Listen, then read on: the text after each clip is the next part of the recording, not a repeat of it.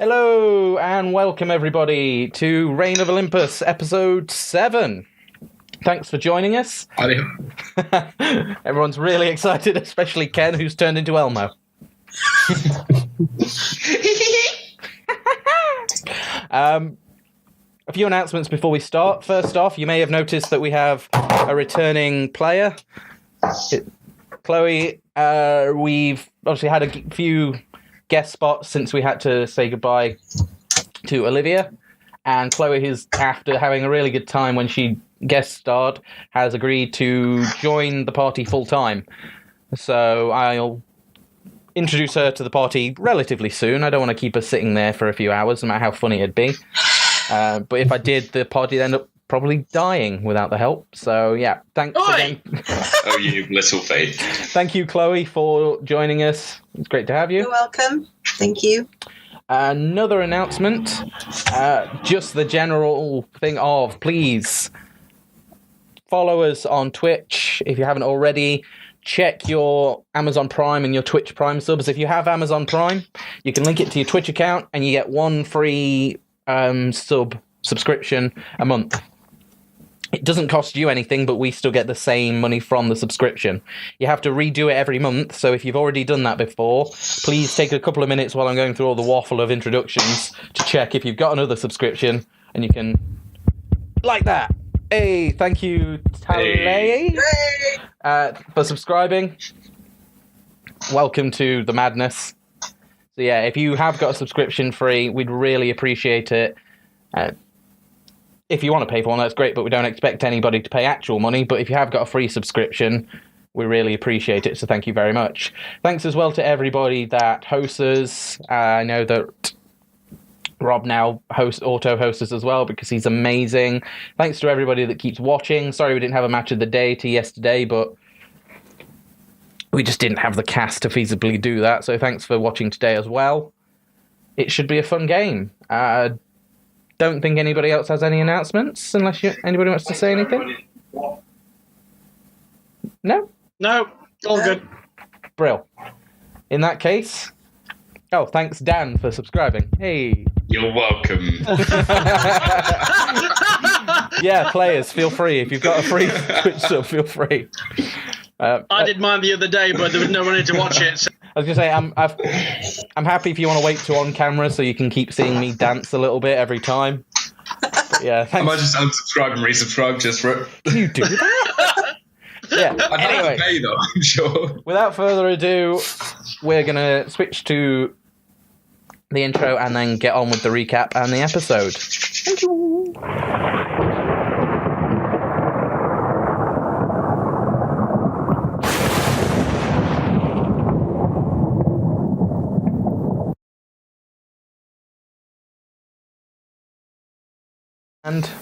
And we're back in the room. Okay, last thing that happened. Most of the people here don't know, because they forgot. Because we had an adventure in the Feywild. Yay! No? Okay, just me. Well, I enjoyed it. Yeah, we had the brilliant Fozzie Forrester joining us. Please, again, if you haven't already, check out his channel. We had him joining us as, after leaving... Hey, thank you, Flarecat. After leaving Typhus and that mess behind, and briefly saying goodbye to Kaya, and saying goodbye forever, or for the foreseeable, to Alma, the party went on their way, took up camp, were kind of half-tracking the beasts, but seemed to be losing their trail as they turned back into a more humanoid form after the curse was broken. They set up camp. Runt got completely freaked out by the eye and decided, he wasn't about that life, and destroyed it. I didn't get freaked out. Okay. Of course not. No. And then everyone took up camp, and Runt was so not freaked out that he took the first watch. He was resting his eyes for a few hours. Some battle meditation. And the party woke up in the Feywild. They found out this by meeting just Polypaeus Blake, the anatomically correct and bro fist-like centaur, but probably the best way to describe him without using words that I probably shouldn't on stream. Ken and Gavriil had a fanboy moment. I think they still are. And Yeah, so cleaning up that mess. yeah, Polypaeus agreed to help them out of the Feywild if they helped him with his quests. These quests turned out to be initiation tasks for his fraternity. But you went along with it anyway. Some really crazy things happened. You got chased by an eel hound. A Fey noble signed his arse. He promised, and then you met up with his fraternity, which turned out to be a bunch of equally bro satyrs. They agreed as part of his final initiation that if you ever needed help, they would come to Sparta, have a bit of a ruck, and throw the maddest symposium ever. After a brief, lyre pan flute battle with Mercy, they showed you to the exit, which was pretty much a few yards away from where you turned up. And you guys left the Feywild. As is the nature of the Feywild, 2 of the 3 of you completely forgot everything that happened. Mercy being the only one that actually remembered. And you found Yay! And you found yourselves just a few miles outside of Sparta, being able to see the city walls and hear the commotion within, and that is where we left off. Okay. So now that you've come out of the Feywild, Mercy, you've come out of the Feywild. For the rest of you, you've kind of woken up or come around, and you're not where you were. This ain't Kansas anymore. Right. Mercy, what did you do? It's not a question of what I did. It's a question of what you didn't do. I'm sorry, what? What didn't you do? He didn't pay attention while everyone was sleeping, dear. I paid perfect attention. Yes, of course you did. Did we get attacked? The inside of my No, eyelids. no. I mean, take a look around. Where are we now? I'm pretty sure the big fellow knows where we are. It smells familiar. And I don't like it. No, well, that's what happens when you agree to follow somebody to a place that you're familiar with. So Runt fell asleep, and now we're in the. Now we're in Sparta, or very close to it.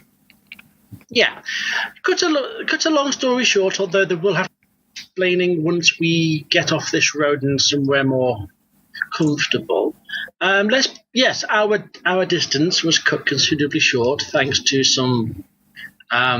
Let's say shenanigans. Yes, I'm sorry to say that I'm the only one that remembers, but I will do my best to recount the... Okay. So Sparta! Something of note. It is evening time. One of the reasons you can see the city is because you can see the lanterns and the torches and the lights. So you kind of went to sleep, woke up seemingly in the evening, and all 3 of you are pretty exhausted, to be honest. Oh, joy. How long has it taken us to get here? Not long at all. It's taken us, practically seconds, I guess. Again, it will take some explaining, but we need to get somewhere where we can officially rest for me to actually... I'm struggling to wrap my brain around it, but I'll just say Feywild for now, and then we'll deal with the rest later. Okay. Right. Well, but let's get into the city and. Is it worth resting outside the city for an evening? I don't particularly want to. Immediately be clapped in irons. Particularly when I'm not.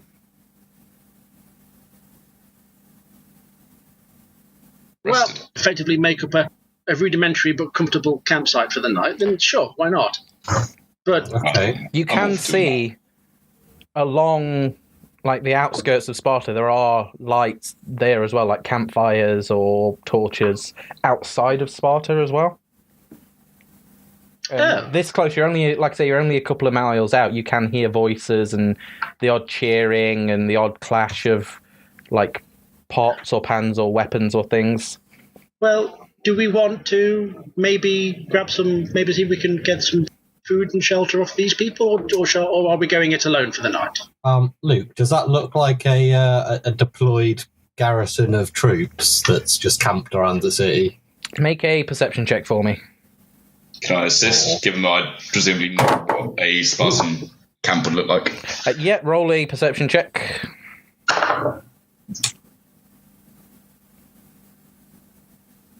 Oh. 19.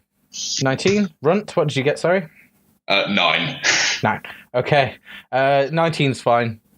You basically don't give him advantage is how that would have worked. Fair. But at 19, you'll be fine. It doesn't look like battle camps, no. From what you can see, it's rough. They're not organised camps. And you can't see, like, marching of troops, or you can't see people making perimeters and things. It looks like civilians camping outside the city for some reason. Yeah, seems like a reasonable idea. I mean, it might give us some anonymity if we to try and get into the city proper in the morning. If a large group of them are going into the city, we might be able to kind of blend in with them. Well, some of us might be able to blend in. Others might have to put a tent over their head. A tent wouldn't suit me, dear.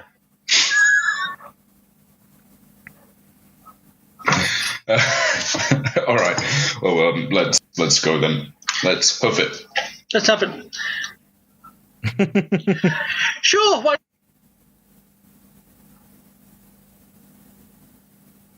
not? I'm thinking about the drinking game. Is that classed as metagaming? No. Okay, let's go and find some civilians who have some warm fire and see if we can pitch up nearby and eat and sleep. That sounds like a good idea. Except for Runt, who has to stay awake all night.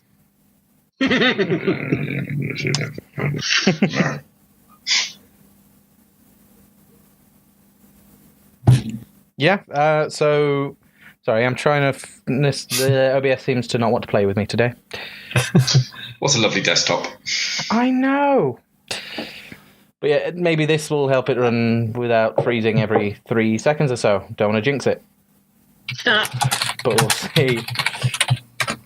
So yeah, you guys, make your way ahead. As you get closer, it's definitely just civilians of some sort camping out. There's people in groups telling stories. There's occasional like sparring between people, arm wrestles, things like that. People seem to be in good spirits. Oh, goody. Yes, let's see what we can see then, I suppose. Anybody immediately stand out as potentially sort of like friendly, are you? Is what you're looking at? Well, one thing as you're walking in and you're hearing all the different sounds and the different smells and sights and everything of what's happening, you do hear a song that stands out because you kind of recognize the voice, but you don't know why it's this voice. Last time you heard this voice, they were on their way to Delphi, which is in the other direction. How convenient! It's almost as if they were brought here by some strange divine presence, like it was a game.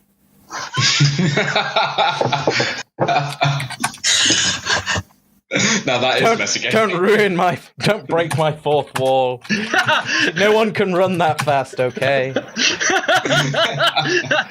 The Flash.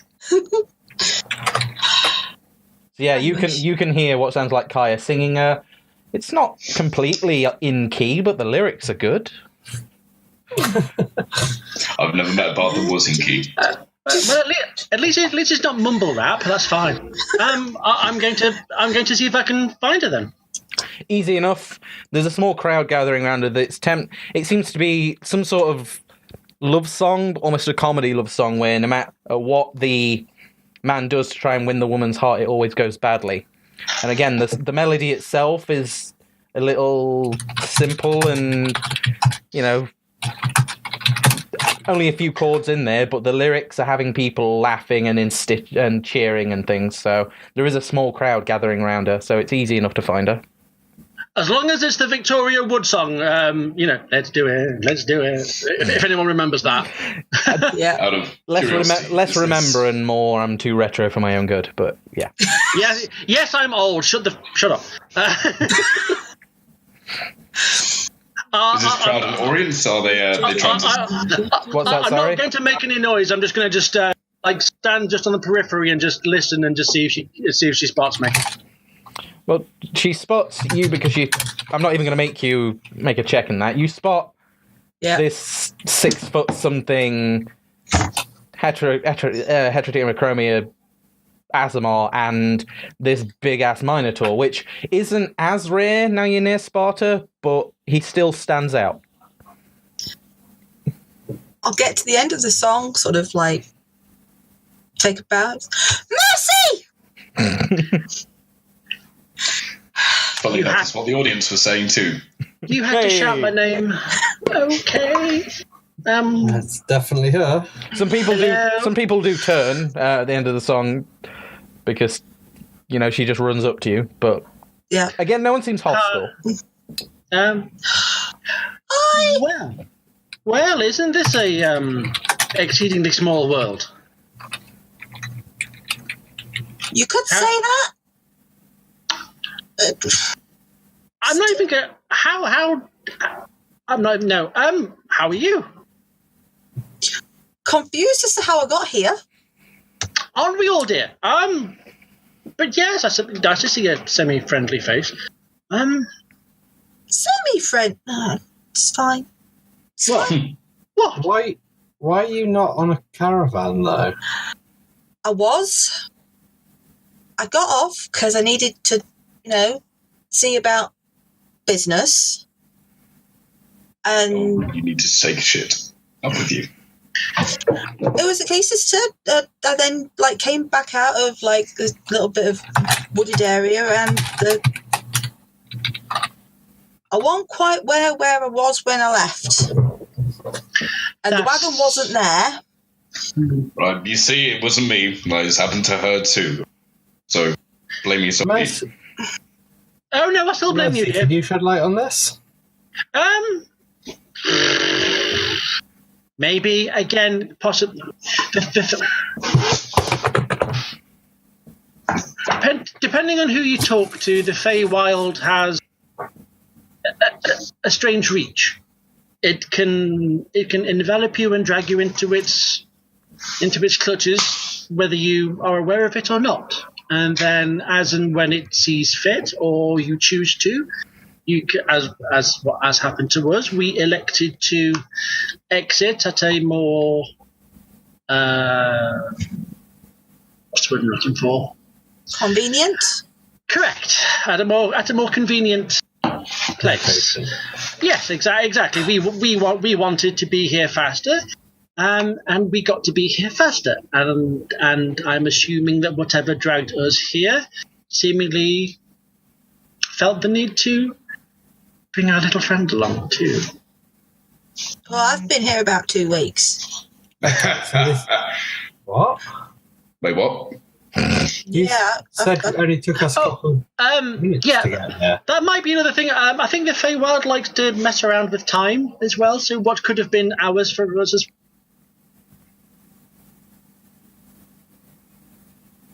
possibly been. Right. Visali could already be here then. It's entirely possible. We don't exactly know. So that they can't manipulate it. They couldn't manipulate it in our favour, so we couldn't arrive before them. I don't think that's how it works anyway. So we just had to be really, really lucky, I guess. So it's a question of we'll still find them early, or we'll just be in time. But yeah, there's some little odds and sods I kind of need to explain. If we can find somewhere quieter and maybe have some food and stuff. So. Yeah, if we can sit down and find out what's happening, because I really don't want to turn up late to an execution, especially not my own one. Because it's one of the things you don't really want to turn up late for, Yeah. Yeah.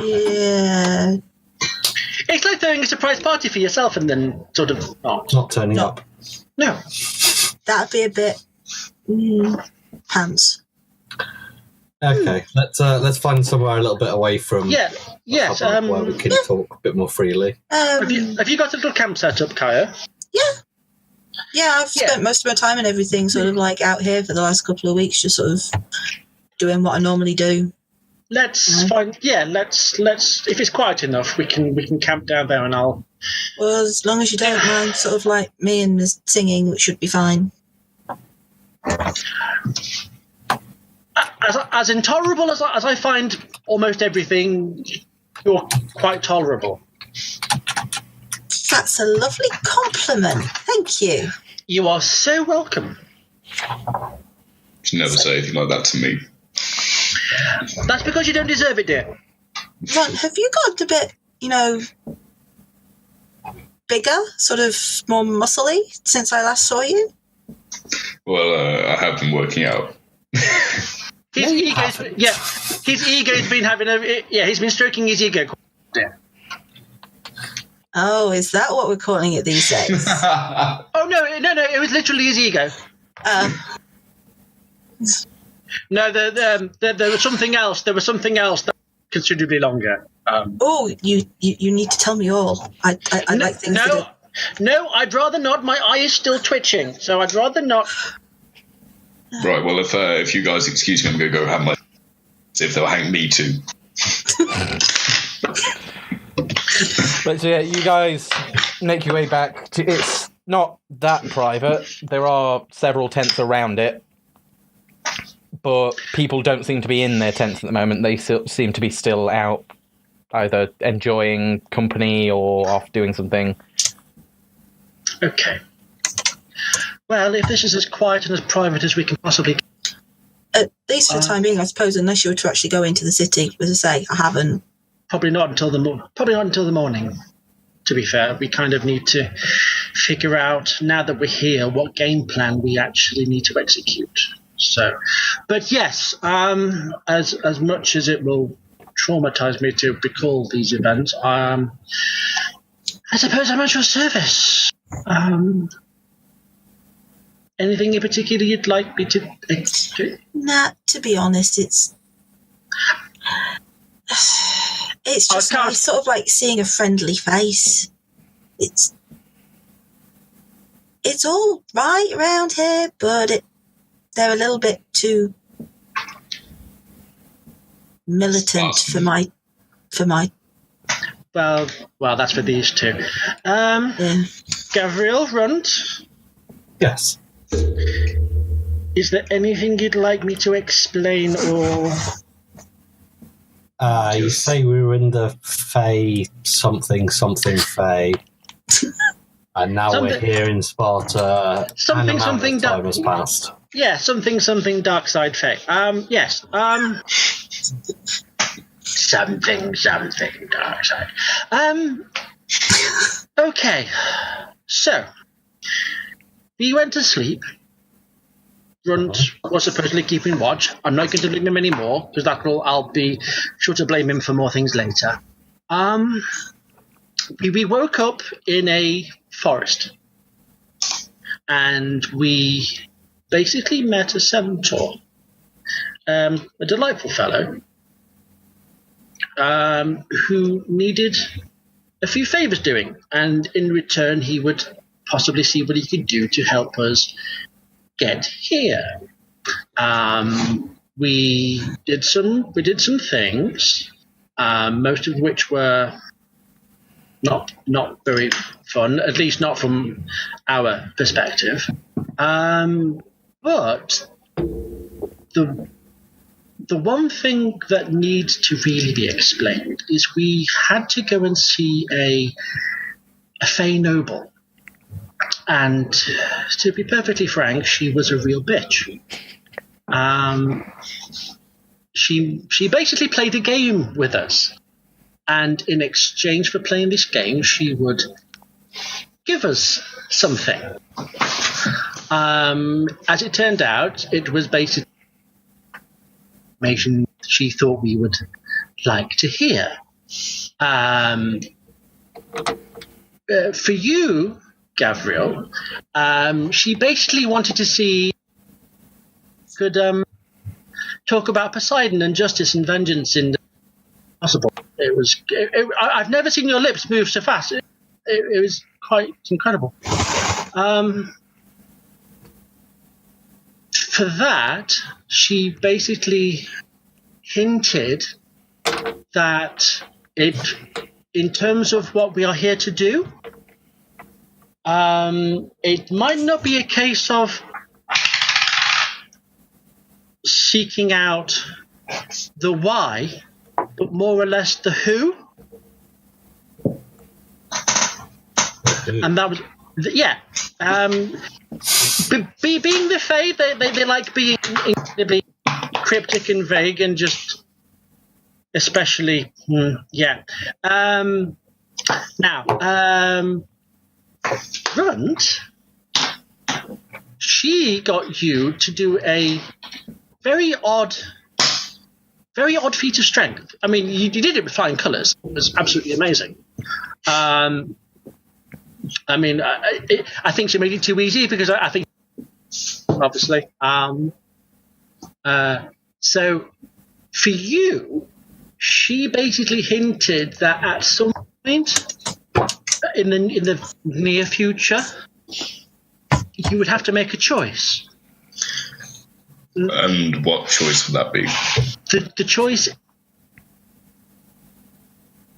is whether you want to be either the spear, the assault, or the shield. That's basically what yeah, exactly. Vague and just such a bitch. I gather you two had a good rapport. Oh, yes. Oh, she. You know what? She loved me. It was so nice. But she didn't do a good enough job because obviously I'm still here. And yeah, she basically gave me absolutely piss all. So that was a waste of my time. But at least you took out of it. And at least, well, to be honest, the one thing I got out of it was not seeing that stupid horse boy ever again. Wait, horse boy? But, yes, I said centaur a moment ago, dear. Oh, no, I wasn't sure. Pay the fuck attention. I thought it was like a centurion. Sounds like your kind of person, Ron. Yeah, us bipeds don't get on with quadrupeds. It doesn't work. But let's put it this way: his schlong size is proportional to inadvertently proportional to his. How's that? Really? Right. Huge dick, tiny brain. Okay, done. Right. So. But sometimes those are the best kind. Easiest to manipulate. I wouldn't know, dear. I genuinely would. So, but the one final thing before we got to here, we got to meet Horseboy's friends. Now, if at some point we find ourselves, I'm going to the circlet I'm going to hand to Gavriil. If at any point you think you're in danger of being spotted or noticed or whatever, declare myself Queen of the Fairies. I thought you were already. If you want to take that title, that's perfectly fine with me. No, this will allow you to disguise yourself. All you need to do is. I might need a better disguise than some twigs. This will do it. This will do it much better, dear. As long as you're wearing it, we will call you Woody. Okay. I'm just going to put the crown on at this point to prove a point, because this is nonsense. Okay, as you do so, there is a slight shimmer. Do you know when there's like heat on a road kind of shimmer? Yes. Kind of goes all over Gavriil's body. And where once a scarred, slightly fish-esque Gavriil stood in his armour, now stands still humanoid, still around the same height, but with long, golden, Prince Charming hair, completely human-looking.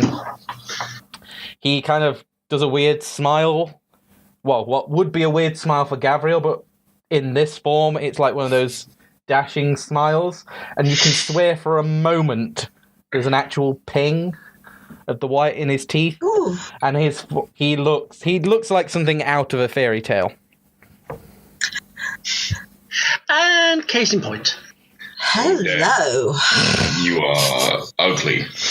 Look at I you, wouldn't so say squishy. that.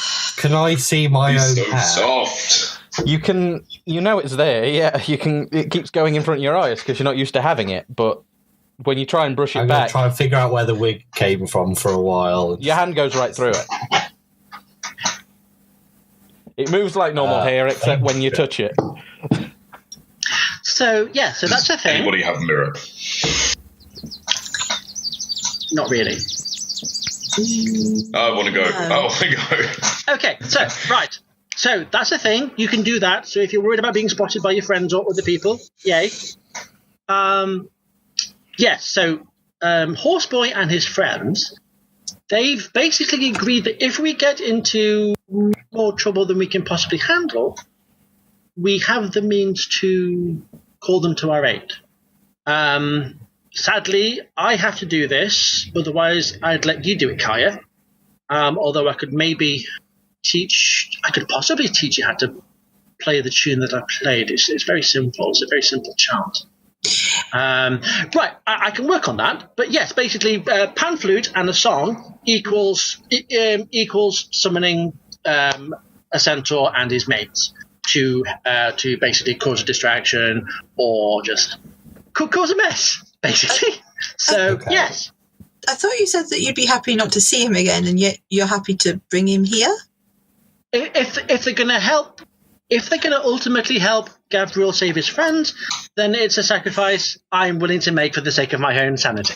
You're happy to see a warband of centaurs turn up if it helps further our ends. Well, it's a warband of a centaur and a bunch of satyrs, and maybe some other things. I don't know. We only met a few people. We only met a few. So. Oh. So that was a thing. Right, just because I'm aware of time, and this is basically recapping the last episode, I'm going to kind of do a little Batman and say that over the course of the rest of the evening, you answer all questions in your usual form. Something else to remind you, Gavriil, or anybody with the circlet that isn't on the sheet, whilst you're wearing it, not only are you disguised as a very handsome or beautiful version of usually a human, sometimes elf, it depends on the wearer, you're not quite sure, but you have advantage on charisma checks against people, intelligent creatures that would find you attractive. If that makes sense. Sorry, Yeah. run that again. So Yeah, if a person swings that way, you get advantage on charisma checks. As long as they're not hostile towards you. Okay, it's a seduction weapon. It does the Fae thing of turning you into a very beautiful version of whatever you are. Gavriil, close thereof. in all honesty, yeah, it's fine. Personally, I don't see.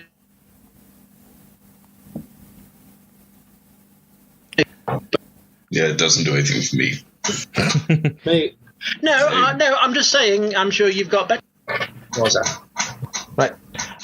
And so we'll fast forward, because these guys at the next long rest get to level up. So we'll come back to roll hit dice. But what I am going to do is briefly stop the stream to try and fix it freezing every now and again, because that's getting annoying, while we just answer any questions these guys might have about leveling up.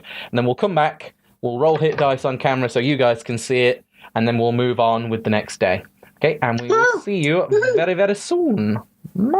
Fix things. If not, I'll just yeet the computer out of the room. I don't know. Yeet. Yes, welcome back. Right, if everybody could tilt their cameras a little bit. I trust you, but I'm aware that the audience might not if everybody rolls high, super high again. Runt is just super fucking lucky. But just so you guys can see how super fucking lucky these guys are, if you want to get your cameras in a place where we can see you roll dice just while we do hit dice. Yeah, I'm not sure that's a thing that. If everyone wants to look at my groin, that's fine by me. Yes, we do. First time for everything. I'll do it on the phone app rather than tilt my camera around. Yeah, that works for me. My laptop to standby. This is super depressed. Yeah. Right. Dude. For barbarian. Hang on, let's just because it doesn't seem to have fixed the video that well. No. Yeah, this is. We should be fair. Yeah. So welcome back to Crotches and Dragons. So yeah. I'm not sure. I can't even see because I can't even see. Oh yeah, we can see that. Don't worry. Okay. Okay. So Gavriil sadly rolled a 2. Feel free to go back up, Gavriil. Dude. I rolled a 4. We got a 4. Don't forget to add your Constitution modifiers. Oh yeah. Plus Constitution, so 6. All right. Sorry, Gavriil. I let you re-roll 1s. Right, yeah, that's fair. Right, mine's a natural 1, so... If it's a 1, then you can re-roll, that's fine. I can't even read that. That's a 5. Okay. So... And Kaya was already level 3 when she guessed it, because I like to treat my guests well. But yeah, so if you guys... Don't forget to add your Constitution modifier. They may have a few new abilities as well, or the 1 or 2 new abilities, but the party now matches the text. We're all level 3! Yay! Do you want our current hit values? We'll sort that out off camera. You know, that's admin that we can sort out. I'd rather get back to the narrative. Because reasons. Because, that's more fun. Is the reason. So yeah, you guys wake up the next morning. The noise from last night is now bustling and like 3 times as loud as people are packing up tents and trying to move closer, and they're basically trying to get into the city. None of you seem to have asked, but people are literally queuing to get into Sparta right now. Oh, that's interesting. I wonder what the reason for that is. Are they checking people at the gates? If only we had a local expert. Instead, we have Runt. Sad, because it's true. You can't see me, but just below the camera angle right now. Yeah. Actually, that's the point. Would I know anything about what may be called? Make a history check at advantage. Sweet. That is... What do I have on history? Probably -1. No, me. Yes, -1. That'll be a 13. 13. You're not quite sure, but judging how Festival of Greats was not that long ago, and you haven't been on the road that long, it's probably coming up to Colosseum season. Oh, yeah. And Barry White season. Ooh. Apparently. Hey, baby. Right. Well, I recount this to the rest of the group, going that it's likely they're all here for some massive sporting event involving people killing each other. Oh, beautiful. About par for the course. Well, this is Sparta. That's so true. It shouldn't be unusual to get a Minotaur in at that kind of time, then. You should hopefully be able to sneak you by. Yeah, I might try and disguise myself a little. This is going to end. Would it be easier? Leftover sort of tent canvas drape and can just drape around me. Yeah, you can make you to wear this crown and me to disguise myself. Might not stand out as much as you would.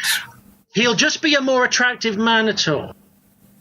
But he won't be the same Minotaur, which is the problem. Actually, I just kind of wanted to see what happened. Let's see what I turn into. Okay, you turn into... Again, you're not a Minotaur. The same shimmer happens, like I said, sometimes it'll turn you into human, sometimes elf, sometimes something else. Something the Fae find beautiful, basically. You turn into a very chiseled-looking Goliath. You keep the same. You keep the same proportions. You lose, or you have no hair, as Goliaths have no hair. But weirdly enough, you have quite ample chest hair showing because you still have no shirt on. But you find your robes are a lot cleaner and a lot more put together, like your toga and everything. and your armor gleams like Gavriil's teeth did, and you have the most piercing blue eyes that kind of just draw people in as you look at them. Everything like a muscular thumb. No, I don't like it. Not at all, because everything is perfectly chiseled to proportion. Where are my horns? You can feel them. Several years with a Goliath, I didn't realise they could be attractive. Yeah, I don't like it. Oi, eyes front and centre, mate. But yeah, you yeah. Mm-hmm. What? When you check for your horns, by the way, they are there. You can feel them. Oh, thank God. You I'm just like sort of stroking the air above my head like this. Yeah, but that's what it looks like. So you may have to be careful if anybody tries to like brush past you, or if you try and go through doors.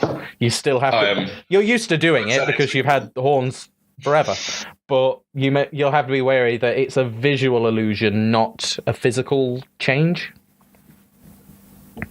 All right. Well, in that case, I'd give the tent fabric cloak to Gavriil and just wrap it around him. Like newspaper around fish and chips. You look like E.T.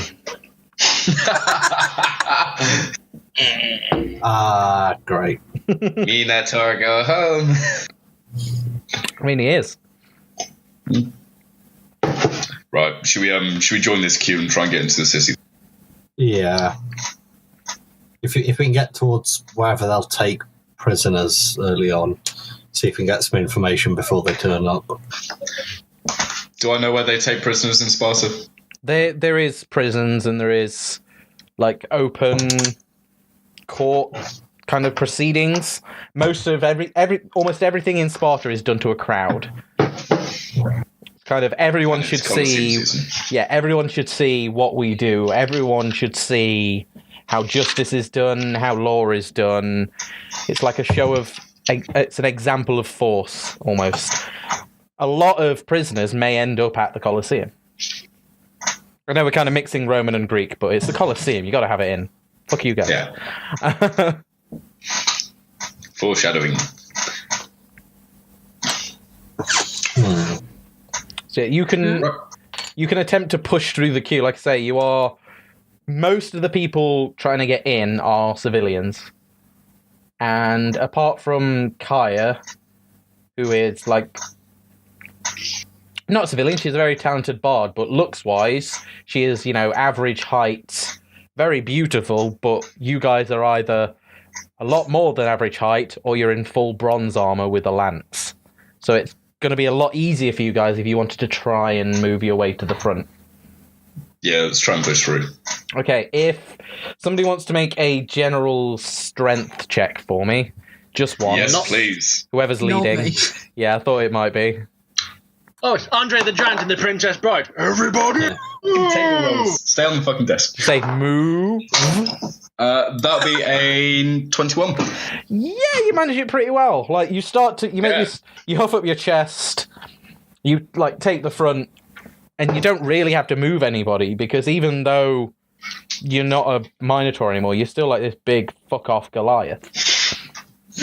And people part like the Red Sea, for the most part. There are a few people that don't tend to move, and you kind of either give them a look, or you just shuffle past and they don't dare protest. And you do find your way up to the main gate. There doesn't seem to be people checking people in. Generally, maybe they did that a week ago when it wasn't as manic, but at this point it is just get the flood of people in. But there are guards. There is a heavy guard presence, and you don't recognize anyone personally, but you reckon Spartan, well kitted and trained Spartans manning all of the entrances and the crowds. So these aren't Theban city guards. These are proper soldiers. Yeah, yeah. I mean, Thebans have got their own kind of thing that you guys luckily didn't find out. But yeah, Spartans, you can tell how they do things because they're all, they've all got spray. These aren't spray-on abs. These are actual abs and pure rippling muscle and tendons, and they're well-trained, and their very presence kind of seems to bring people into line.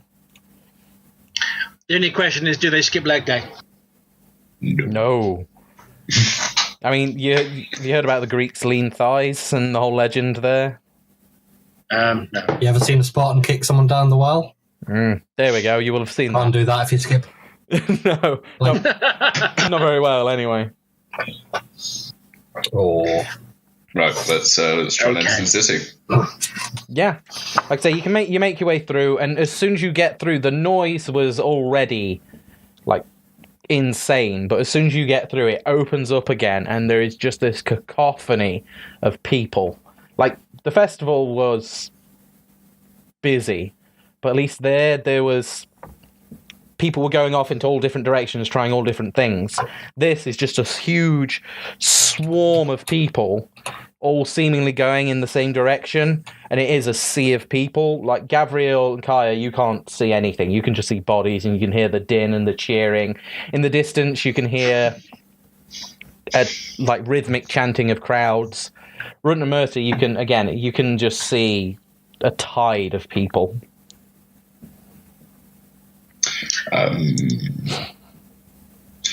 Do I know if there are any like sort of drinking establishments where I'm not going to make any of the guards that collected them from Thebes might have gone or might be present? I'm not going to make you check for that. You'd know where drinking places are. Yeah. Yeah, they're again during like battle season. They're not very busy because the guards they're kept on their toes. But there are some places. Again, they're not organized. Kind of Greeks didn't have many taverns and things like that, but they had places where people would meet and talk and drink. And you know of a few places that are kind of off the beaten track that only people that are actually from Sparta know about. So during Colosseum season, people like Spartan guards on break or Spartan residents kind of go to escape the crowds. So you could make your way there. You think would probably be your best bet. Right, well, right, guys, follow me. I think I might know where we could get some information. By all means. Okay. Right, well, I do my ice-breaking ship. To be fair, you don't have to do that for long, because as soon as you get off where the sea of people are going... I go out of my way to do it anyway. Legit. I like the idea that our cow catcher is literally a cow. Move! Dear. So yeah, you do it anyway, but things do get easier once you get off the beaten path. You know, once you've left that huge surge of people, things tend to get easier. It's still packed, but it's easier to maneuver through at least. And eventually you come up to, it's like an archway, like aqueducts, like upper aqueducts. They've almost been converted. Normally they're converted into like markets and things, and agoras and places like that. But during places like this, the markets and things tend to move into like the Colosseum area and that. So these areas during these times are pretty much deserted, but there are guards there. There is a small group of guards there that seem to be taking a break and having some drinks. Make a perception check for me. That is a 15. 15. You do recognize one of them as Septimus, who was part of your squad, basically. Part of your Centurious. Yeah. Right. Well, I'm going to go sit down on the table next to him. Like, there's no tables. There's no really sitting areas either. There are some... It is just standing around whoever has the drinks. Right, well, in that case, I look at the rest of the group, go, you guys wait here for a couple of minutes. And then we'll just stand here and look pretty then. You're going to have to try kind of hard. I mean, I've got the circle, just saying. So, yeah, I wander over to Septimus. As they see you approach... They don't fully kind of stand to attention. They're on break, but they do take more of a militant stance and like, hello there. Greetings. I'm a representative from the Theban government. I believe that you had some men take prisoners off our hands several days ago. I wish to know if they had arrived in Sparta yet. Theban, eh? Who sent you? Never you mind. That is far above your pay grade. Make an intimidation check. That is... actually some stuff into intimidation. Good. 17. 17. Yeah. Excuse me, Look, I don't know who you are. I'm not holding stuff from you, but we can't just give out information to anybody that says they're from Thebes. We need to know who sent you and what authority you have to know that sort of information. It's just... Remind me, what was the name of the woman that Mercy in Thebes? Oh, in the mausoleum woman? No, didn't... The one who tasked us with the clearing out of the bathhouse. Oh, Yeah. that wasn't a woman. That was Cyril. No, that was Cyril. Wait, was it Cyril? That was Cyril. No. All right, What? Because Cyril Dionysus... was the caravan. Dionysus... Yeah. Oh, yeah, maybe. Dionysus was the- the one that tasked you with it. Personally. All right, well, in that case, I sum up all the bluster and intimidation a great big Minotaur in disguise can manage, and I Hang on. sort of look... I'm just trying to find the name for you because... So you can do this... Or... Yes, Isadora. Yeah, that was it. Cyril is... Isadora. Yeah. All right, well, I loom over these Spartans. I say, I was sent here by Isadora, who is herself the right-hand person in Thebes, servant of the god himself, and by that god, I demand that you tell me where these... Okay, make a deception check with disadvantage because you just called her and it was a guy. Oh, bollocks. I did say that before, otherwise I would have let you have it, but... You did. 19, please don't be less than 19. It was less than 19, but a 14 too. See. To look at you, it's like... Look. You obviously weren't sent here by Isadora. Right, I'll rip off the circlet. They kind of... all of them grab their spears as you kind of immediately shift into this big Minotaur mother trucker. And it's only... I'm glad to see you haven't forgotten your training. And as soon as they do, Septimus kind of takes a second, recognises you, and is like, hold that, son. Run? How are you doing, brother? Run. What the fuck are you doing here? You know me. I always go with it. No, honestly, what the fuck are you doing here? You deserted.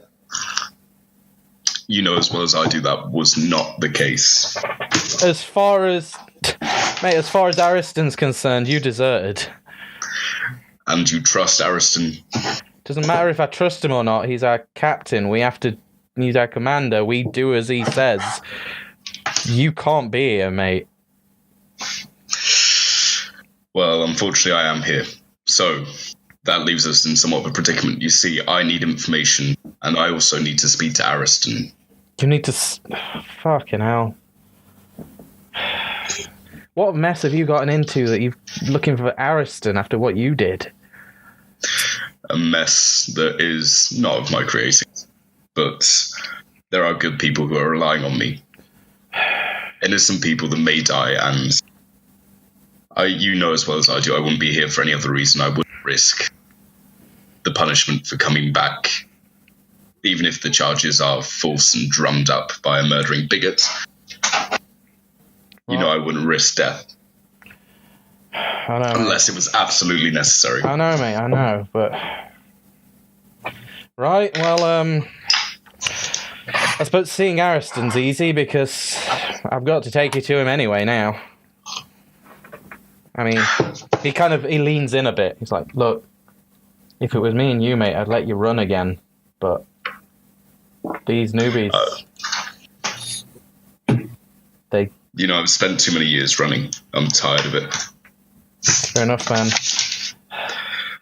But I don't want to have to do this, mate, but... Oh, come quietly. There's no need for shackles. Do we see this happening? You do, and they kind of, some of the guards at the back are pulling out shackles. It's like, we have to, mate. New regime. Especially now. Too many people. I'm going to try and turn Mercy and Kiaya away a bit, so it looks like we're just casually having a chat nearby while trying to keep a bit of an eye on what's happening. Yeah, I look behind me. I've got the height, so I'll be watch as well. Yeah, I gesture to them just to stay where they are. Is he always like this? I really don't know. Right. We haven't known each other that long, so I don't know. Okay, they go to put the shackles on you, and Septimus kind of stops them. He gets them himself. He's like, honestly, mate, I'm sorry, but...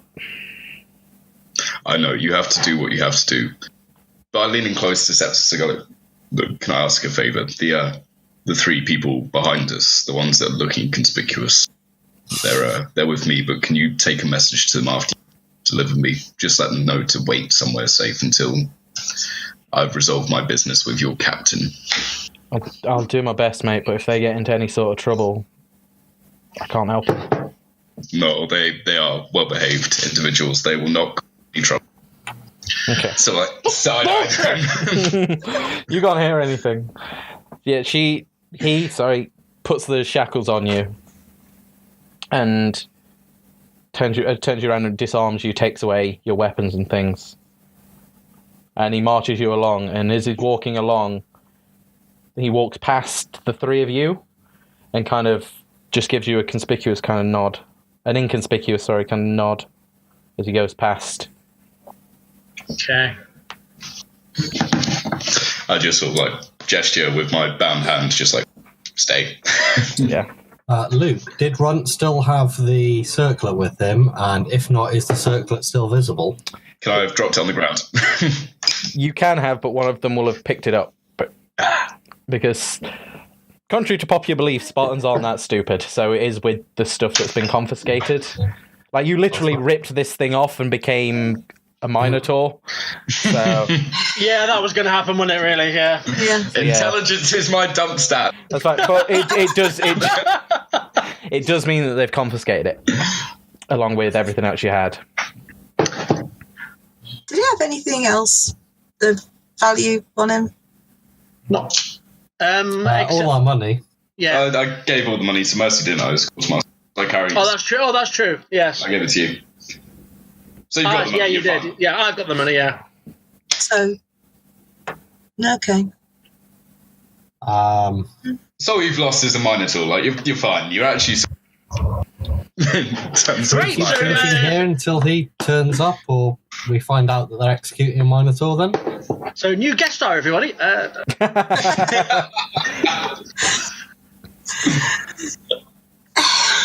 Right. Yeah, so they march you along, and they march you to a familiar sight. This is your old barracks. Don't have the Greek word for it. Sorry, it's been a long week. I forgot to research it. Yeah, they march you along and take you inside. As you go inside, the guards with your personal effects go in a different direction and into a room that you can't see. You know where it's going because this is your old barracks.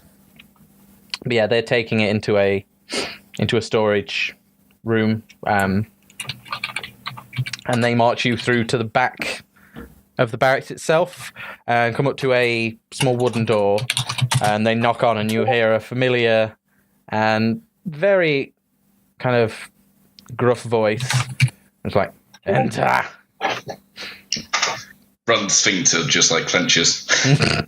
Yeah, they open the door, and only the rest of the guards stay outside, whereas Septimus comes in with you, kind of pushing you along, but only for ceremony, really. Yeah, I'm walking. Yeah, I figured as quite much. Purpose. You walk in, and what you see is in full Spartan regalia, so strong sandals, leather greaves with bare thighs, except for a kind of red battle skirt in leather frills. silver embellishments. We was never one for gold and showy things like that. Mostly a bare chest, except for similar greaves to how you wear them, except on 2 shoulders rather than 1, and a lot bulkier. In the corner of the room is a familiar spiked Spartan shield, and still on, even though he's stood up facing towards you, he still has a large Sparta strapped to his back. He is full orc. He has shortly cropped brown hair, tusks that are, whilst not filed down like some orcs do, they are almost opposite. They've almost perfectly kind of pointed. Obviously well used, but well looked after. A nose that is healed, but has clearly been broken quite a few times, so it no longer looks straight, and it no longer sets straight. And a scar, one eye that has a scar that just misses it across here, that leaves kind of a scar up his skin and into his hairline and all the way back, where some things very closely missed him. And you're looking at Ariston, your former commander. Hello, you. How are you doing, Captain? Alexandros Stavros. In the flesh, despite your best efforts. I never thought I'd see you here, warm. I never thought I'd be here, and I had no intention of coming back, that's for sure. Well, no, of course not. Once a traitor, always a traitor, eh, boy? Yes, you would know, wouldn't you? Well, what makes you stupid enough to turn up to your own execution, then? Only to prevent the execution of someone else. Some people who are here, but I have on good authority from someone that I trust are innocent crimes they've been wrongfully convicted of. Well, I suppose it's good to see you found someone else to eventually desert. What have, go on then, humour me. What have these people done? Right. Yeah, remind me what the crimes are again. You actually don't know. They were just arrested for, and you got a message that apparently treason of some sort. Right. But you don't know what was actually done. Yeah, intelligence dumps that. I probably should have made. They've been accused of treason. He bursts out into a hearty laugh that kind of shakes the room. Like there's some urns around the room on columns that depict like certain battles in Spartan history, some of which you're familiar with because you were there, albeit as part of the mob of Spartans, but you were there to see Ariston, and once you swear you saw the god of war himself in battle, and there's an urn there that kind of depicts that you recognize. And those, they shake as he laughs. It's like, so you've come here to try and get some Thebans out of treason, and you think that by showing up here to me, that's going to help you in any way whatsoever? I think, if nothing else, you know where they might be. Well, why not? Let's have a look, shall we? And he moves over to a ledger on his desk and starts filing through. He's still kind of chuckling to himself and shaking his head. Like, you never were that smart, were you, boy? No, but I never had to be. Oh, yeah. Thebans, treason, it doesn't... I can't see it being anyone else. It doesn't really happen that often. And, yeah, I know exactly where they are. And where exactly is that? Why would I tell you? Traitor. Well, I'm going to die on, so you could at least humour me. I could, but I owe you nothing. Right, can his condescending attitude inspire rage in me? You want to rage? I want to rage. I want to try and just use brute force, like ram my elbows down past my hips, break the shackles. Like full-on duct tape style. Yeah, like full-on ziplock zip tie, handcuff, smashing technique. Yeah, you can rage. Feel free to make a strength check for me with advantage because you're raging.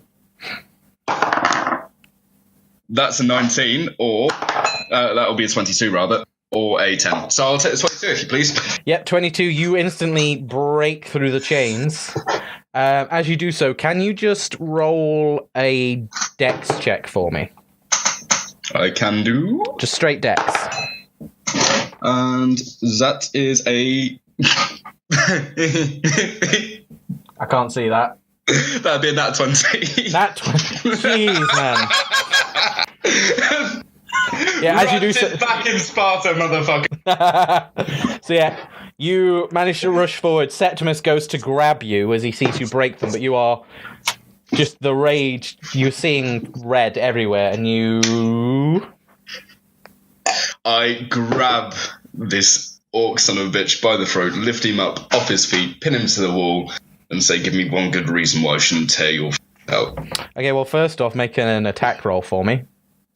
Don't mind if I do. This is probably going to be a nat one, knowing me now. It's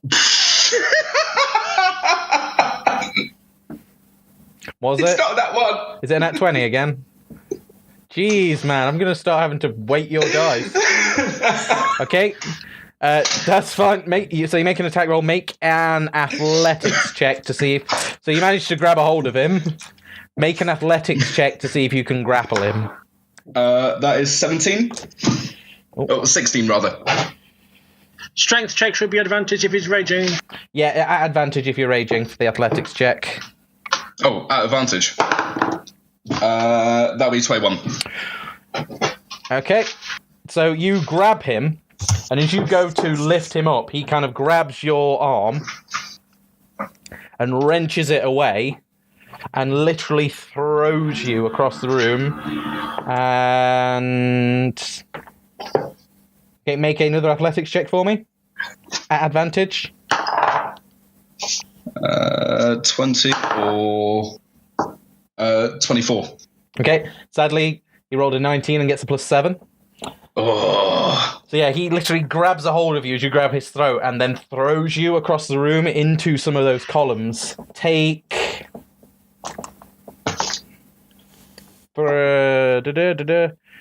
plus your strength. Take 7 damage, half because you're raging, as you get crash into the pillar. So that's 30 HP now. Mm-hmm. As you go to stand up, you're met with with the point of a huge gladius at your throat. Is it Septimus by chance? No, this is Sugar Tits. This is Sugar Tits. This is Ariston.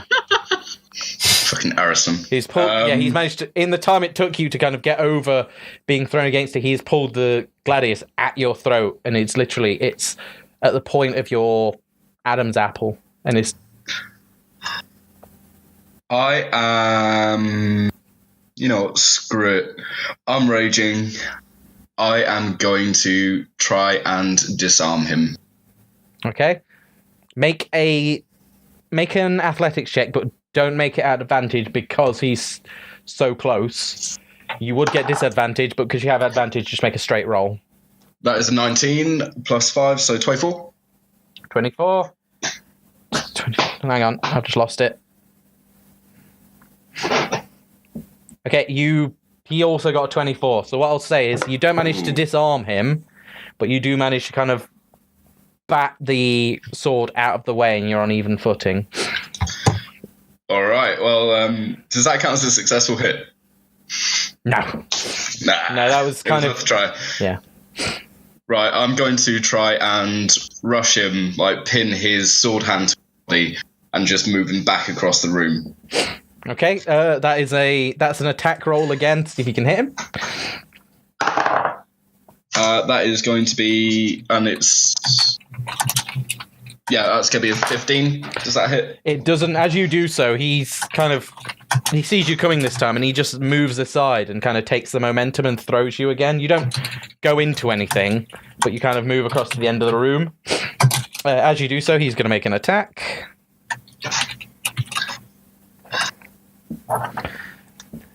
We should roll for initiative, but since you're kind of in turns anyway, we're not going to bother with that. Yeah, let's do a piecemeal, shall we? Yeah. Does a... where's his stats? Plus, jeez. Does a 18 hit you? An 18 does indeed. Okay. What comes towards you isn't a Sparta. What comes towards your face is just a huge fist. A huge spiked fist of this orc. That is a 4+. He's only a half orc where it counts, if you know what I mean. Oh, so that is 8 bludgeoning damage down to 4 because you're raging. Cool. And 26 HP. Yep. He has multi-attack. Ooh. So as he punches you, he grabs a hold of the strap that holds your shoulder pad on. And does a 17 hit you? A 17 does indeed hit me. Okay. And as he does so, he brings his knee, pulls at you, and brings his knee up into your midsection for 7 bludgeoning damage down to 3 because you're raging. Cool. Right. Well, I'm at this point as well, Septimus is actually going to get involved. And Septimus. He can only do so much. I knew it was a good idea to make stats for these guys. It's almost like you know what Runt. You couldn't possibly have predicted that Dan was going to react violently. Not at all. 9 plus 5. So I take Runt smash. I take it a 14 doesn't hit you. A 14 does not hit me. Okay, kind of Septimus doesn't really know what's happening, but as you pulled up, he tries to take the flat of his blade and swing it straight at your face, but you're in a range and you just turn and it bounces off one of your horns. Ba-doing. Right, well, I'm going to ignore Septimus. Even in my rage, he's still my mate. And I am going to just... You know what, fuck it, I'm going to try and gore Ariston. Like, I'm sick of trying to disarm him, sick of... I was going to say, the one weapon he couldn't take away from you. to him. Go for it. I'm just going to charge him with my horn. Just straight up. Go for it. That is a... Is it just plus strength for a... Plus strength, plus 2, because you're proficient with your own body. So plus 5, so that's going to be a 19. Just hits. Cool, so that's 1d6 of piercing damage.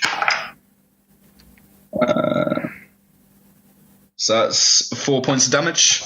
Okay.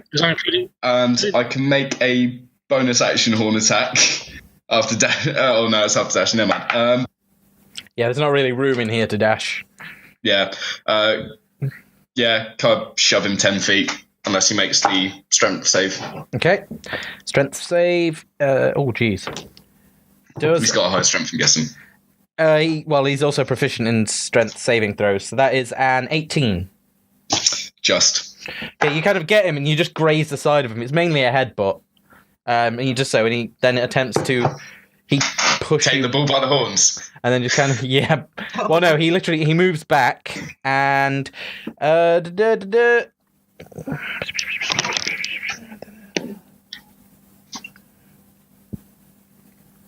He kind of had enough, and he looks at you, and his eyes kind of fill, like his pupils kind of dilate and fill up almost his whole face, and he just roars at you, and he finally grabs a hold of his Sparta that he'd kind of put aside to just kick the crap out of you, and slices at your chest. Does a... Ooh. Yes. I'm going to guess yes. Does a 25 hit you? No, it doesn't. Weirdly, everything above this except for 25. Oh, jeez. Yeah. So that is 11 slashing damage. And make a wisdom saving throw for me. Ooh, that's not good. Is that 11 hard? Yeah, 11 hard because it's slashing. That's fine. And that is a 15 on the saving throw. 50. Okay. As you go to... You feel the blood kind of trickling. You go for a rage, to have the rage continue. And you look at him for another charge. And as you look, his whole kind of visage, and there's drool kind of pouring out as he breathes, spraying, and you are just overcome with this sense of terror, and you are frightened.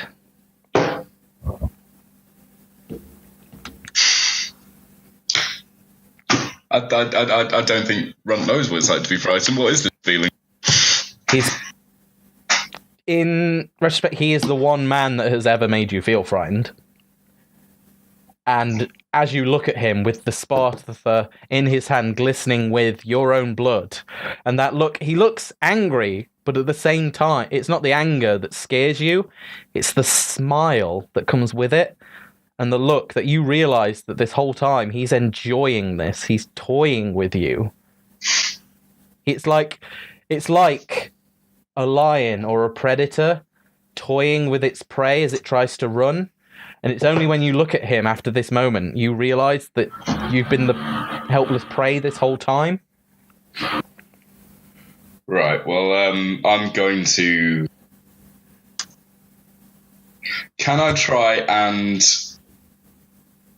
get past him without engaging him and grab the ledger off the desk? You cannot move any closer to him while you're frightened, sadly. Damn. Right, well, in that case, I'd just stand my ground and just scream at him, well, aren't you the model of Spartan composure, you murderous, traitorous bastard? And you are a snivelling little runt that never knows when to quit. Better a runt than a traitor. Sit down before I make you!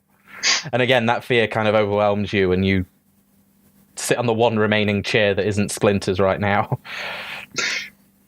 Can Runt try and play it off and just casually, but intend to do this. Make a deception check at disadvantage for me. 13. Shit.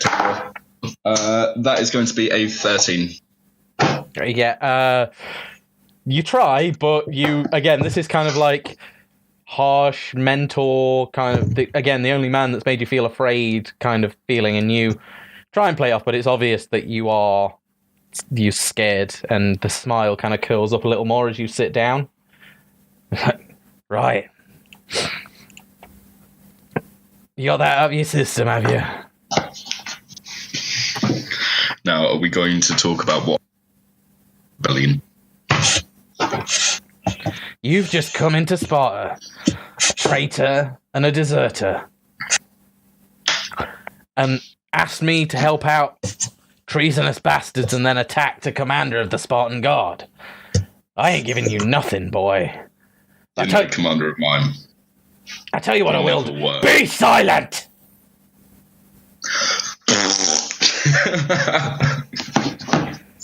I tell you what I will do. You got fight in you, and it'd be a shame to waste that. Rather than just lop your head off here and now, we'll throw you in the Colosseum. Give you a chance to prove you're not a worthless piece of shit.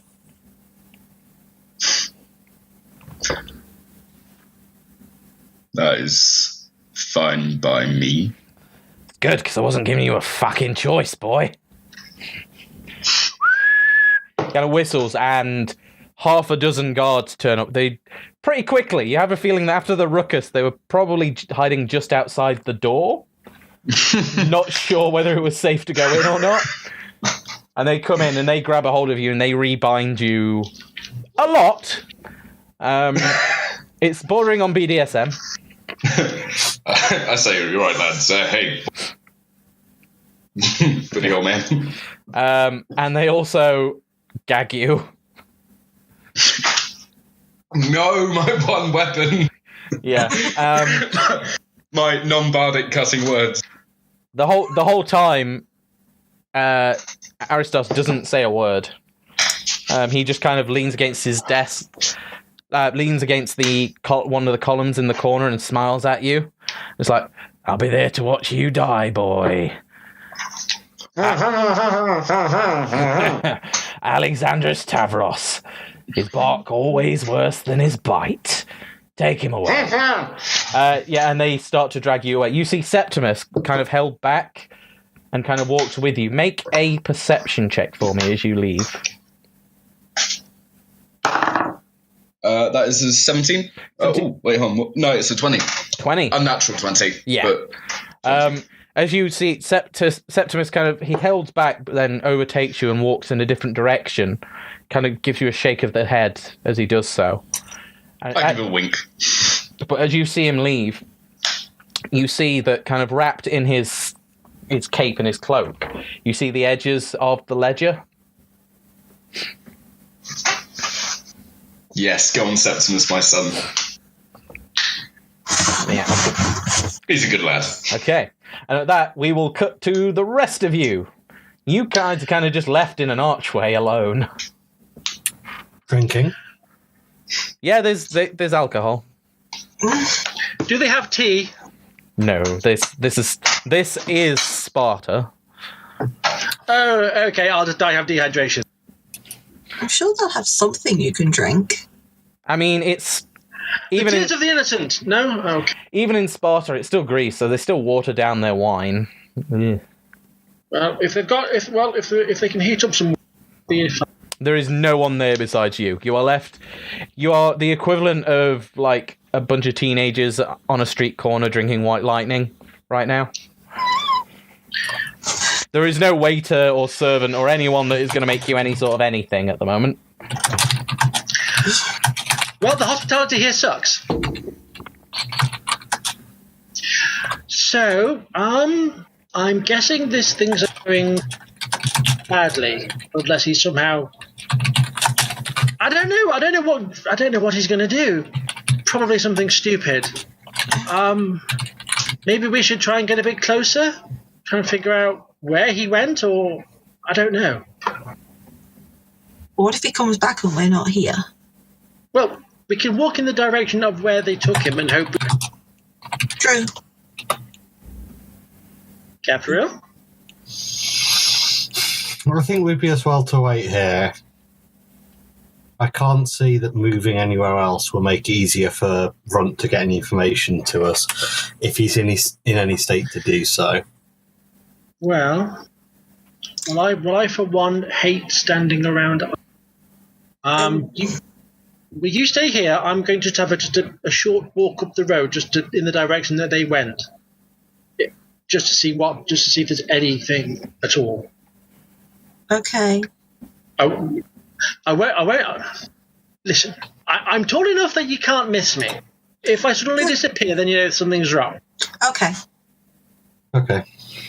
I'm not hard to miss, am I? No. Exactly. So I'm just going to trot off about, 100 meters or so, maybe? Okay. Just in the direction of where we take, just so I can maybe get a rough idea of how far away he may have been taken, or in the next immediate area, just to see anything of any, Yeah. usefulness. Yeah, of course. You make a perception check for me. With pleasure. Where's my jobby? Okay. That would be an 18. Okay, 18. You see a crowd of people. Lots and lots of people still. You're not sure what direction they went. On an 18, though, what you do hear is a voice off in the crowd. You say, "Potions!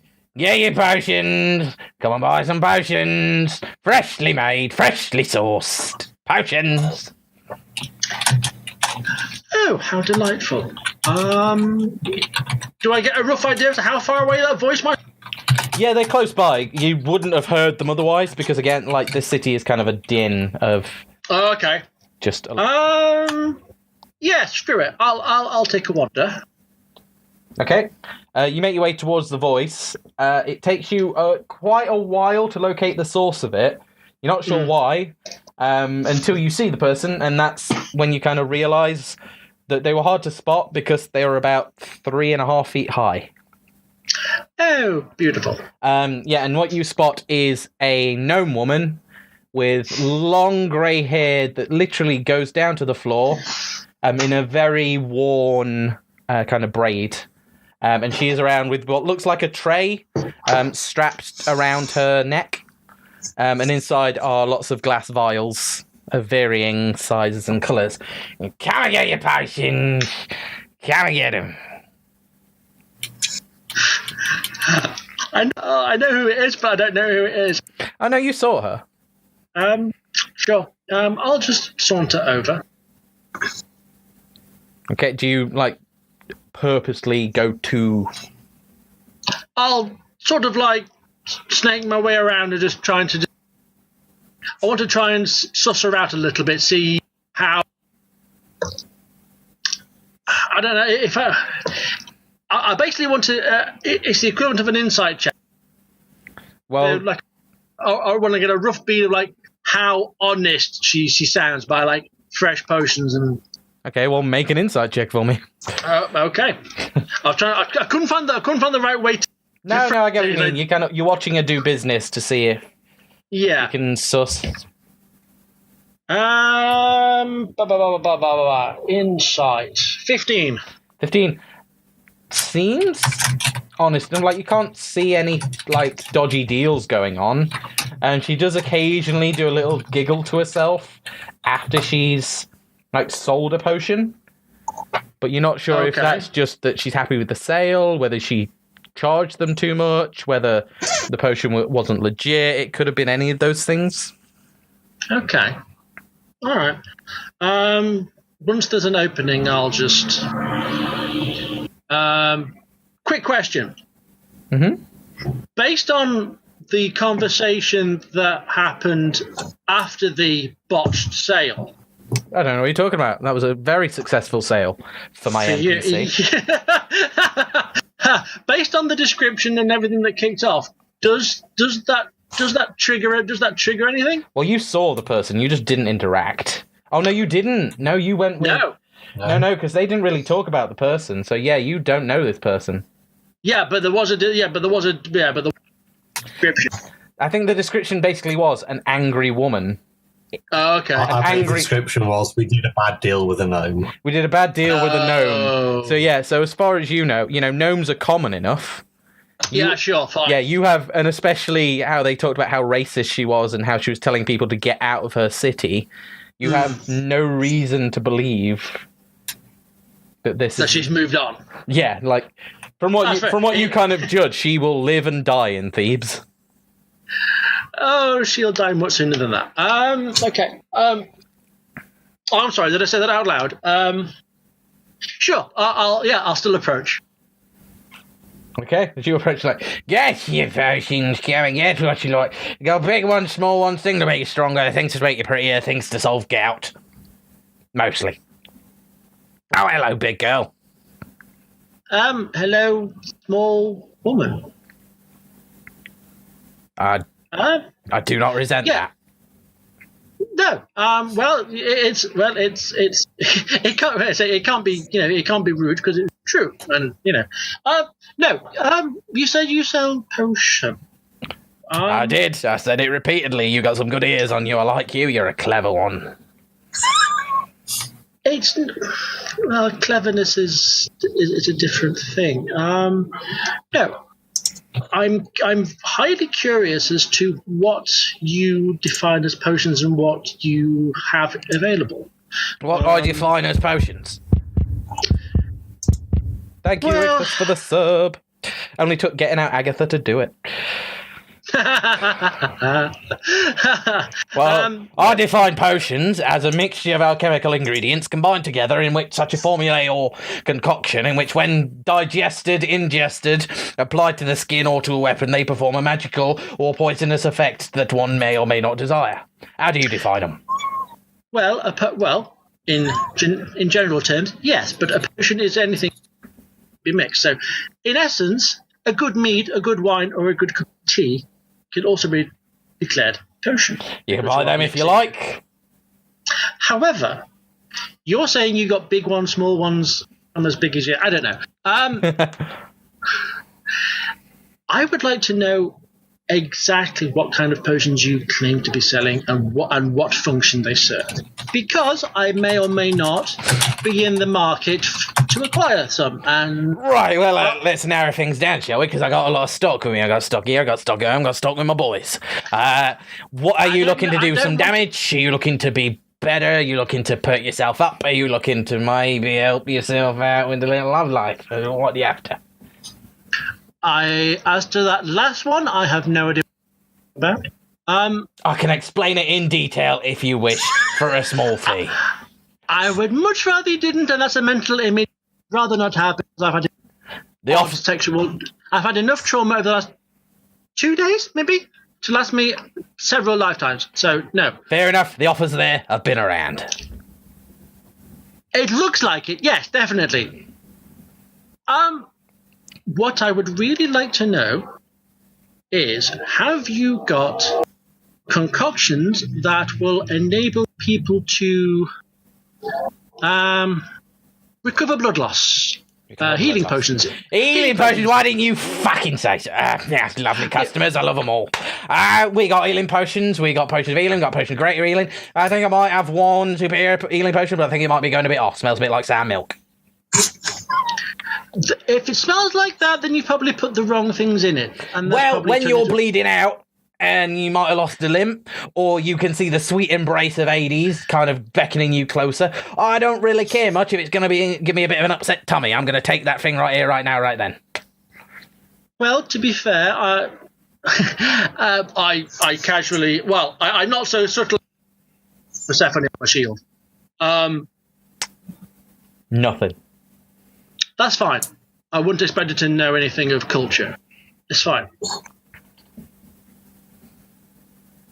When it comes to death and things that cross over and come back, I am well aware of what they entail. However, I would much rather not give someone that could potentially poison them to death. I could instead realistically save them.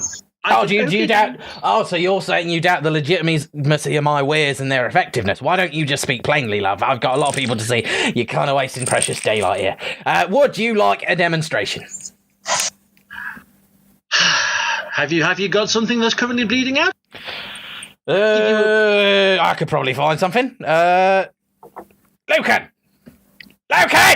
And this big, muscly half-orc kind of comes bumbling over. He's just in the plain, probably was white at some point, but it's now grey toga. And he comes over and he's like, "Yes, love. What? Are we packing up for the day? Are we? It's like, no, come here, boy. Come here. I got something to tell you. You see, and he literally, he does have to bend down like quite a way to reach her height. It's like, you see, this big lady here, she doubts the legitimacy of our potions of healing. And so what I said is, I'd offer her a demonstration. And she just clocks him in the fucking nose.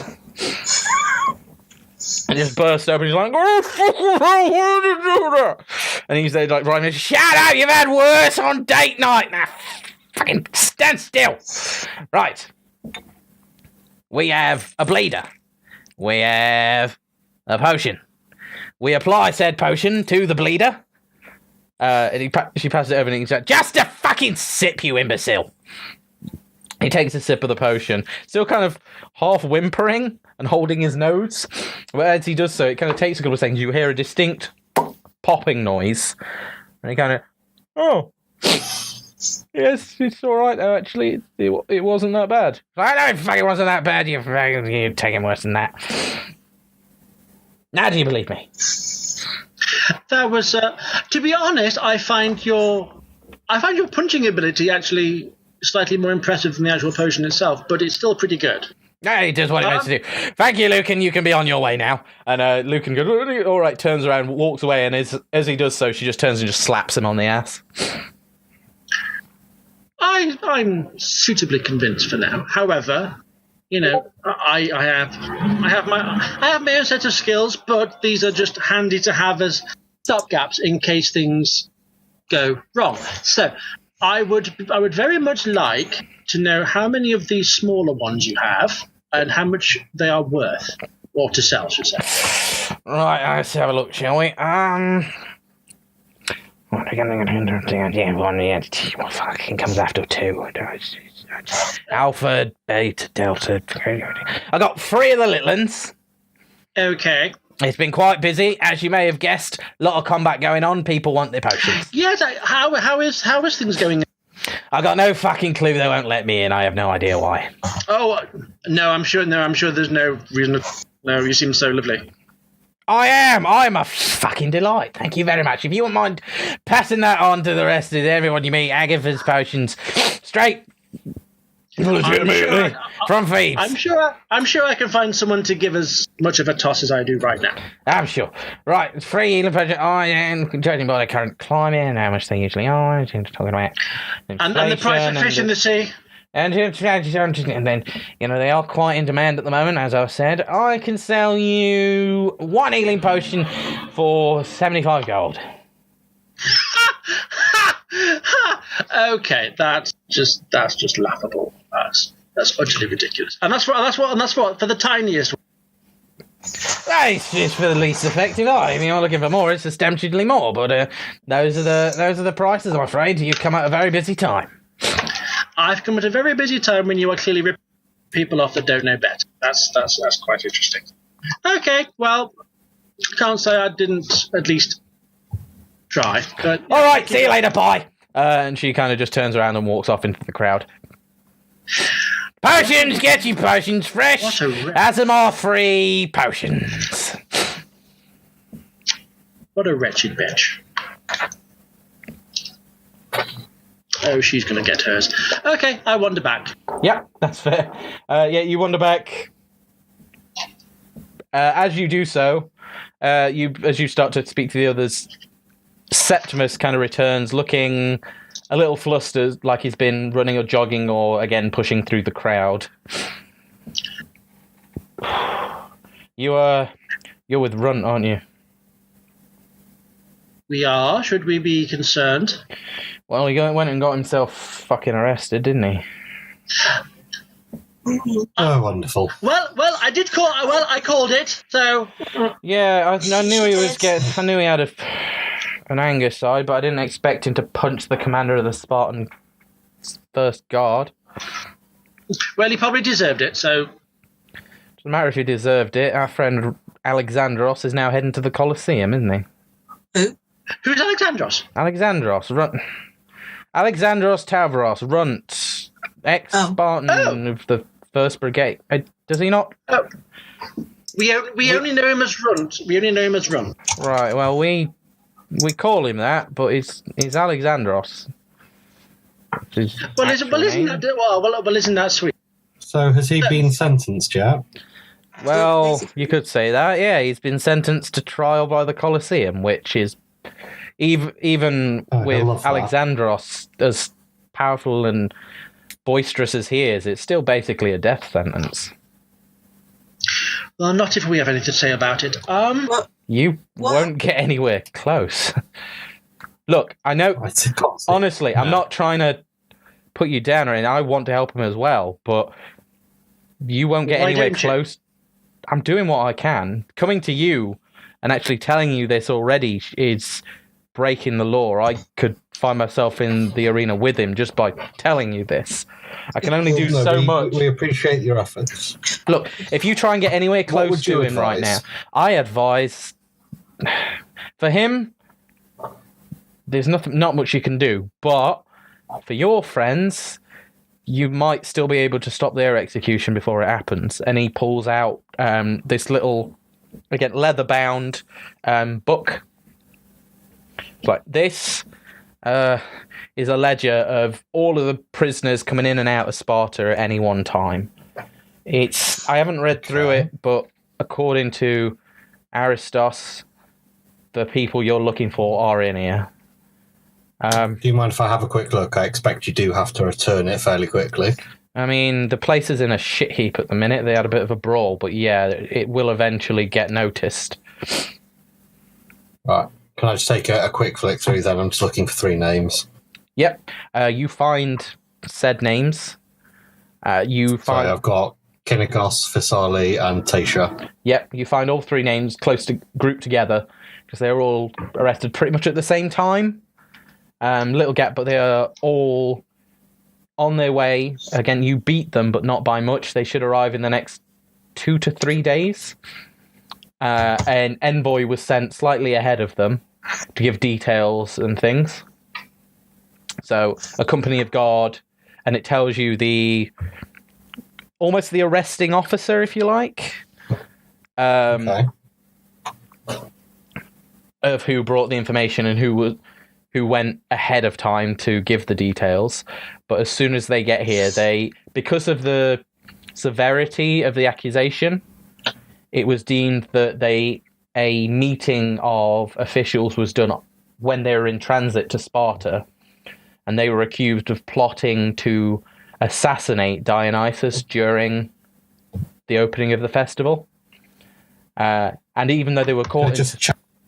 Sorry, what was that? So, can I just check something quickly? Because I might have misremembered something from a couple of weeks ago. Because I was under the impression that Fisali was in Spartan uniform walking away with the Spartans while the other two were seen in chains. Is that accurate? At one point, you saw all three of them in chains. But and at another point, it seemed to be him. But in the ledger, it has all three names. But can I just confirm, did I see Fisali? You did. In Spartan military gear, not in chains? You did. Cool, okay. Does it have the arresting officer's name in here? It does. Is it a Theban or a Spartan? It's Legionis. It's a Spartan because the Spartan kind of came to collect them. But yeah, Legionis. So I suspect that something has gone a little bit far from the truth in the reporting of this crime. Do you know this Legionis that I can go and talk to? It's not a name that rings a bell. No, I'm sorry, but he could be part of another one of the centuries. Like I'm part of the first, but we've got 15 at any one time. The Spartan army is a big one. I don't tend to deal with prisoners myself. So I imagine when they get here, they'll immediately be put to the Colosseum or straight to death. They are sentenced to be put straight to death, from what I could gather. And from what you can gather, there is no. Yeah, the trial was already held while they're in transit.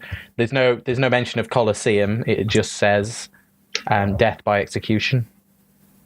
And I imagine that if we were to go and try and speak to the convoy as it's on its way here, they would presumably just not respond or attack us. We wouldn't be able to parley with them. They have no authority. Especially if their commander has gone ahead, then they'll have about as much authority as I did when it came to arresting Alexandros. They won't be able to parley with you. They've got their orders. And who could I speak to here about a miscarriage of this trial? Honestly, you could speak to the head. You could find the head of the guard that's in charge of Legionis and his battalion. Try and speak to him about it. But if you have no evidence to the contrary, it's just your word against the cities. I would say find this Legionis and speak to him, or speak to someone that came with him that might actually have details of what's happening. Well, our local guide has gone and got himself in some rather hot water. Yeah. Where do you recommend we start looking for a guard like Legionis? Hang around the prisons. Find one of them and try not to draw too much attention to what you're doing. Okay. I mean, we're a strong military, but everybody talks, especially when drinking's in abundance. So I hope you can find something. Honestly, I don't know. I've done it pretty much as I can. No, thank you very much. Thank you. I I appreciate this greatly. He directs you to the nearest prison kind of area, and he's like, I can't take you, I've got to get back, but... No, I understand. It's fine, and I'm sorry that I couldn't help Alexandros more. I'm sure he'll find a way around it. He did this himself. Well, and if he can't, we'll certainly do. I don't care what. He's not going to suffer this alone. Not if I can. He swore to help us, and to help you, and I've sworn to help you too. So without all of us, this is all going to go to shit. So if we, it's admirable. It is, but right now. Well, of course it is. What would you do under the circumstances? Watch, if I could. Make sure that the games were fair, which they usually are. But we'll be keeping an eye for fairness. Stop him get to this point. Usually. Stopping him get to this point. Past this point, he's going to, especially after already deserting, there's no way that he's not going to be heavily guarded. And I can't get him out. I know. Well, if you could, I know you probably. We'll do what we can for Runt. You have to do what you can for yourself. Obviously, you've taken some big risks. If I find if I hear anything about Runt or your friends, then I'll try and get word to you if I can. Thank you. Out of interest, though, if they do end up in the city, where are they likely to be taken for execution? There's a square near to the jail where public executions are. Honestly, during the Colosseum, I'm not sure if there will be a public execution because obviously attention's elsewhere anyway. I honestly don't know. So again, it's something you could probably find out over there. It's not my remit. Okay. Well, at least thank you for this. At least it gives us something to at least look at for now while we try and figure out what to do about the big lad. Yeah. I wish you all the best. You can just a full Spartan kind of chest bump. I'll do what I can. He had an item on him that was lent. Do you know where the circlet is now? That is under lock and key back at the barracks. I see. Likelihood is it's being looked through. Some of it may be given to him to fight with. Some of it may just be confiscated or distributed, depending on what happens in the fight. If he survives his fight, what happens then? If by some miracle he survives his fight, then he wins his freedom. Fight again, I imagine. Well, he wins his freedom. That's how it works. It's essentially a trial by combat, but none like you've ever seen. Okay. Who arranges these fights and makes sure that they're interesting and new and unique and arms the fighters? There has to be some kind of a show master or somebody who keeps the... There's a quartermaster, but the one that opens the fights is Ares. So Ares arranges all the billing himself? No, but he's there when they happen. He loves the Colosseum. He will be watching. Okay. Oh, that would be so delightful. Okay. Well, thank you again. I'll do what I can. And he turns around, gives again, and he leaves into the crowd. At that note, while you guys have a ponder, Alexandros Runt Tavros. Reporting for duty.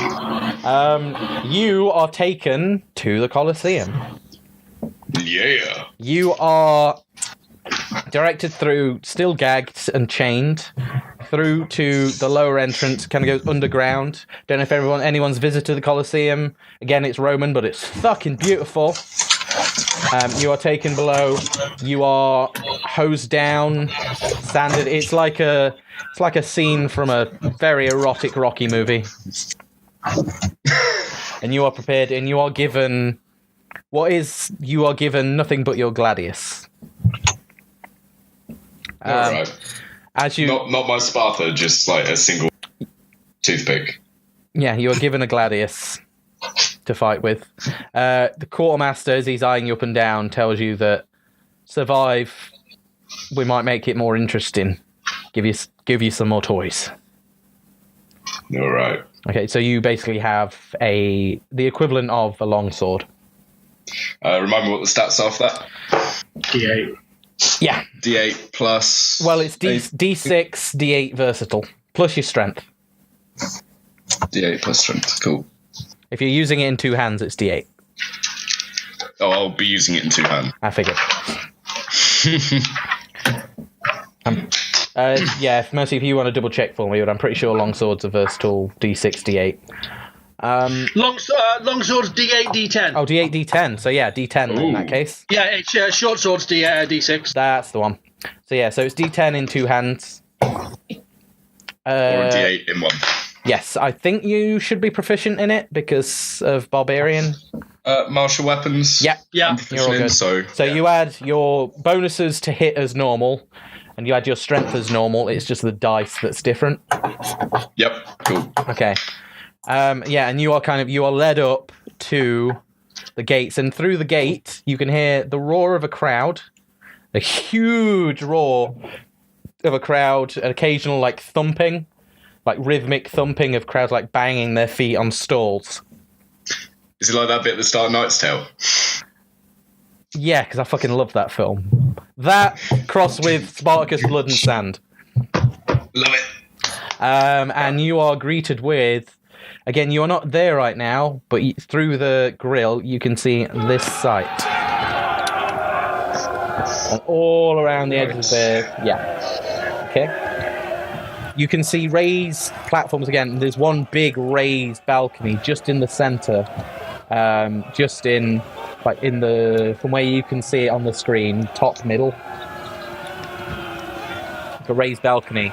And on that you see the figure of a literal god of a man step forward and address the crowd. You can see, again, similar Spartan armor to what you wear and to what Aristos wears, but this, just looking at it, you can't understand how it contains such a form. Like, every muscle is just rippling and seems to want to burst out of it with the sheer strength of it.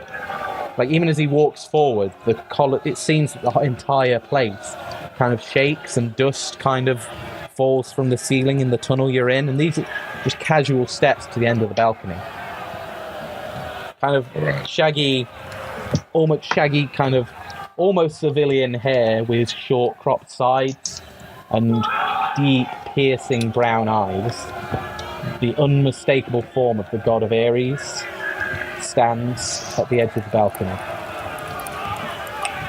And again, he raises his hand, and the whole crowd kind of settles down. It doesn't go silent, there's still a buzz, but the crowd kind of lowers the tone and waits and listens to what what the god has to say.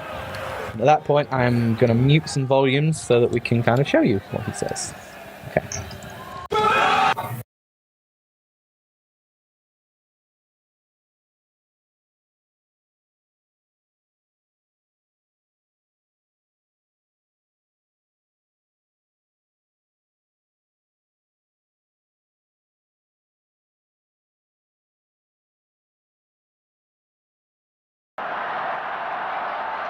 Spartans, honoured guests, welcome to the opening of this year's Colosseum Games.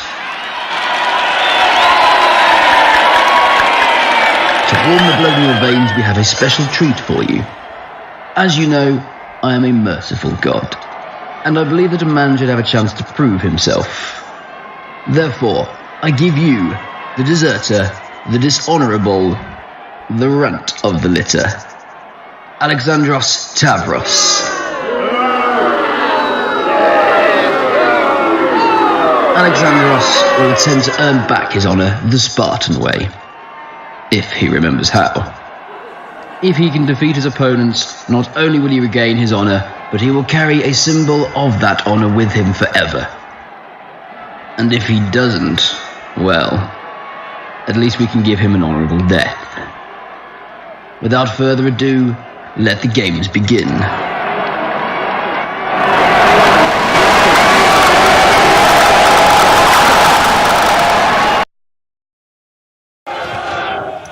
Oh, shit just got real. Shit just got real. Can't believe you preempted all that. Yeah, let's get Rickety.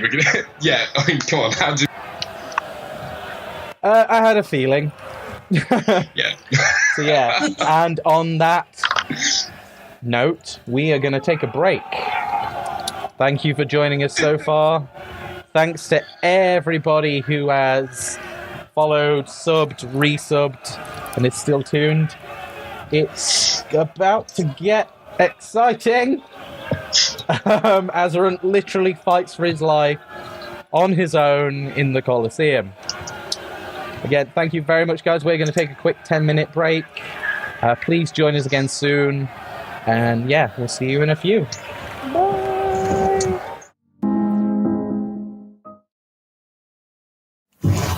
Hello. Welcome back. Thanks for joining us. Last we left off before the break, the party entered Sparta. They re-met Kaya, who had kind of made her way here in similar circumstances to the rest of the party. That was like the Brady Bunch. That was amazing. Oh, that's... Okay, if we ever get time to film an intro, that's how we're doing it. That has to happen now. Yeah, we'll make time. Yeah, so they met Kaya, they made their way into Sparta. They found out that the Colosseum was happening. Fights were being had. The city was very busy.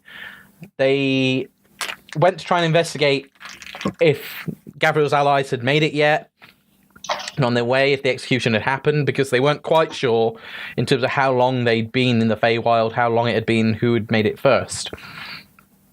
Runt managed to meet up with an old friend, convinced him very subtly to take him to his ex-commander, who he proceeded to attack. That was impressive, but it didn't go well. He kind of got put in his place by his old mentor and commander, and sentenced to fight in the Colosseum to either die, or possibly win his freedom. The rest of the party managed to get a hold of a ledger which told them that the prisoners were due to be executed in the next couple of days when they arrived, that a man by the name of Leogenus had made his way to Sparta beforehand to instruct him what had happened, and that basically they had been accused of treason. They had been found guilty in the transit period, and as soon as they got to Sparta, they were to be sentenced to death. No fights, no Colosseum, just death. And we ended the first half of the session with the mighty Ares himself introducing Alexandros, Runt of the Litter Tavros, to the literal fight of his life. Okay, and on that note, Runt, as you enter through the slowly rising portcullis of the Colosseum, would you please roll for initiative? What, no speech? We know you're Runtus Maximus Aurelius, you know. Fine. I point my sword at Ares and just say, I dedicate. And I rolled a 7 plus. Okay. What's my initiative?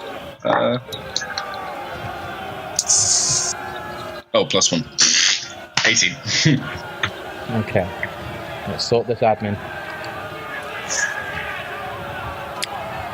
So you rolled initiative. 18. Okay, got you. As you walk through, standing pretty much opposite to you, you see a human or possibly half-elf in armor like this, You can see that. Very nice. With what looks like a short sword and a shield. Standing ready to basically kill you. There is a slight pause as the crowd build up momentum. And then Ares himself grabs a goblet, drains it, and then crushes it in his hands, and the games begin. You rolled a higher initiative, so you may go first. Alright, well, I'm, what's the distance between the two of us? 5, 10, 15, 20, 25, 30, 35, 40, 45 feet. Well, I've got a movement of 30, so that's great. I'm going to...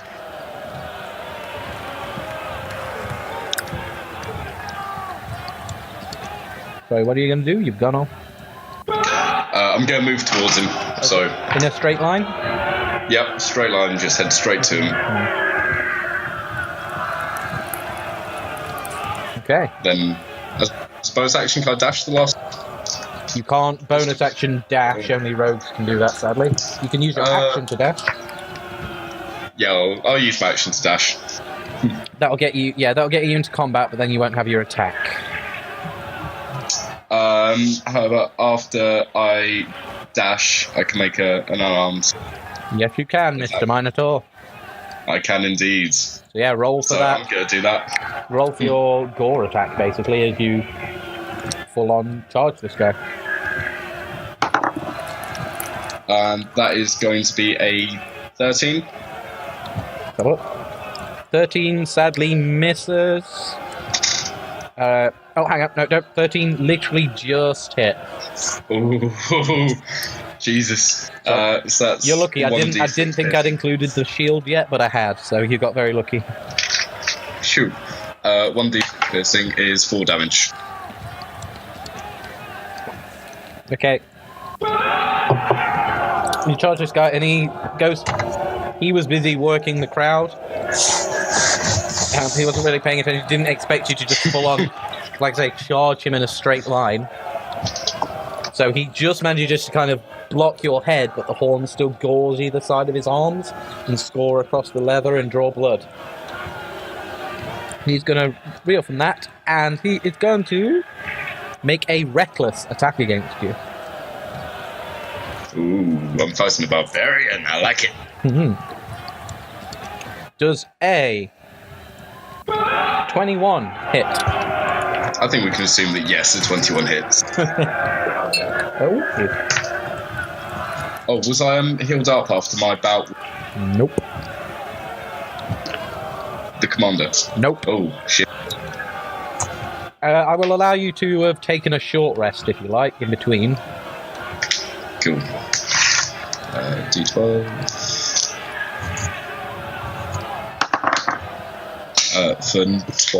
For 9. Okay. So that brings back up to 27.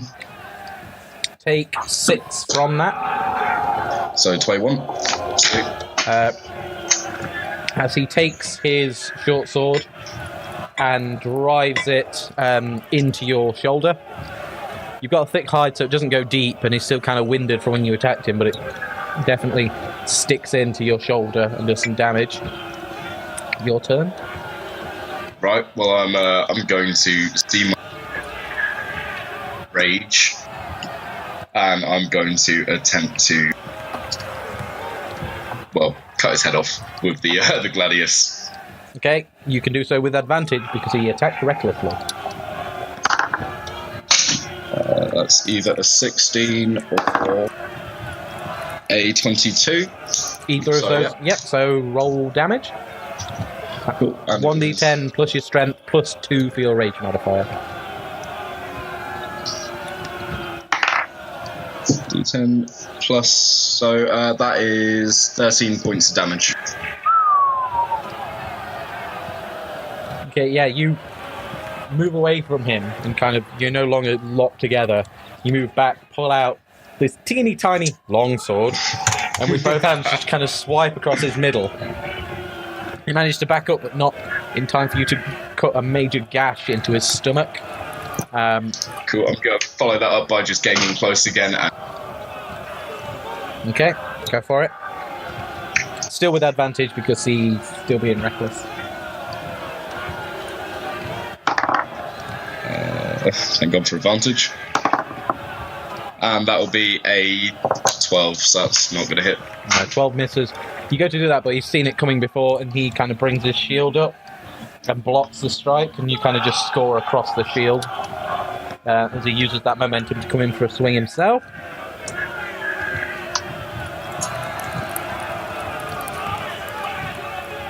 Nat 20 or Nat 20? Nice. Yeah. Go on. You're okay, though.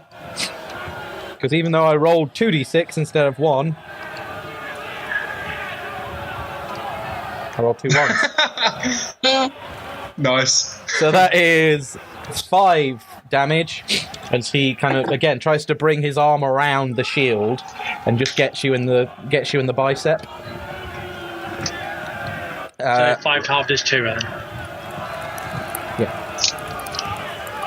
Cool. Well, it doesn't move at all, does he? No, he is staying locked in this battle with you. Right. Well, let's make the most of it then. I'm gonna beat the mother-loving shit out of him. Okay, go for it. That is a 19 plus. So yeah, let's get a hit anyway. Yeah. Let's just go with that. Yeah, roll for damage. D10 plus 5. So that's 11 points of damage. Well done. You see the stance he's taking, but he's still being very reckless with his swings. So as he swings round, you grab with your free hand. You grab a hold of his sword arm, pull him off balance, and then take a lunge with both hands with the long sword, and just again cut just other side this time, but you're hitting his stomach again. Yep. And you pierce him in there. 1-2 punch, follow up with my horn. Mm-hmm. And that is a strap pod of 15. Yep. Yep, that hits. And 1d6. And that is 6 points of damage. 6 points of damage. Damn. You are nailing this guy. Okay, he's looking again. You just kind of not so much gore him. You just fucking headbutt him. As he's kind of puts his hand towards his stomach and sees the blood there. He doesn't see you move a step in and just nut him and just. This is how we see high in Glasgow. It only stuns him for a second as he comes in for a return swing. That's not as good. That is a 16. That will hit. Okay. He goes in. He goes to lunge this time. Again, he's kind of doing the. Nope, almost spoilers. He runs forward, kind of screams as he kind of uses the momentum of the sword and almost falls, but he does still manage to scrape along your pectoral muscle as he does so and draw some blood for. Jeez. Thank you, Chloe, for subscribing. Timing, Chloe. For 6 damage, half to 3. Never apologise for subscribing. For 6 damage was that? Yeah, half to 3 because you're raging. Yep. So I'm down to 13. This is getting.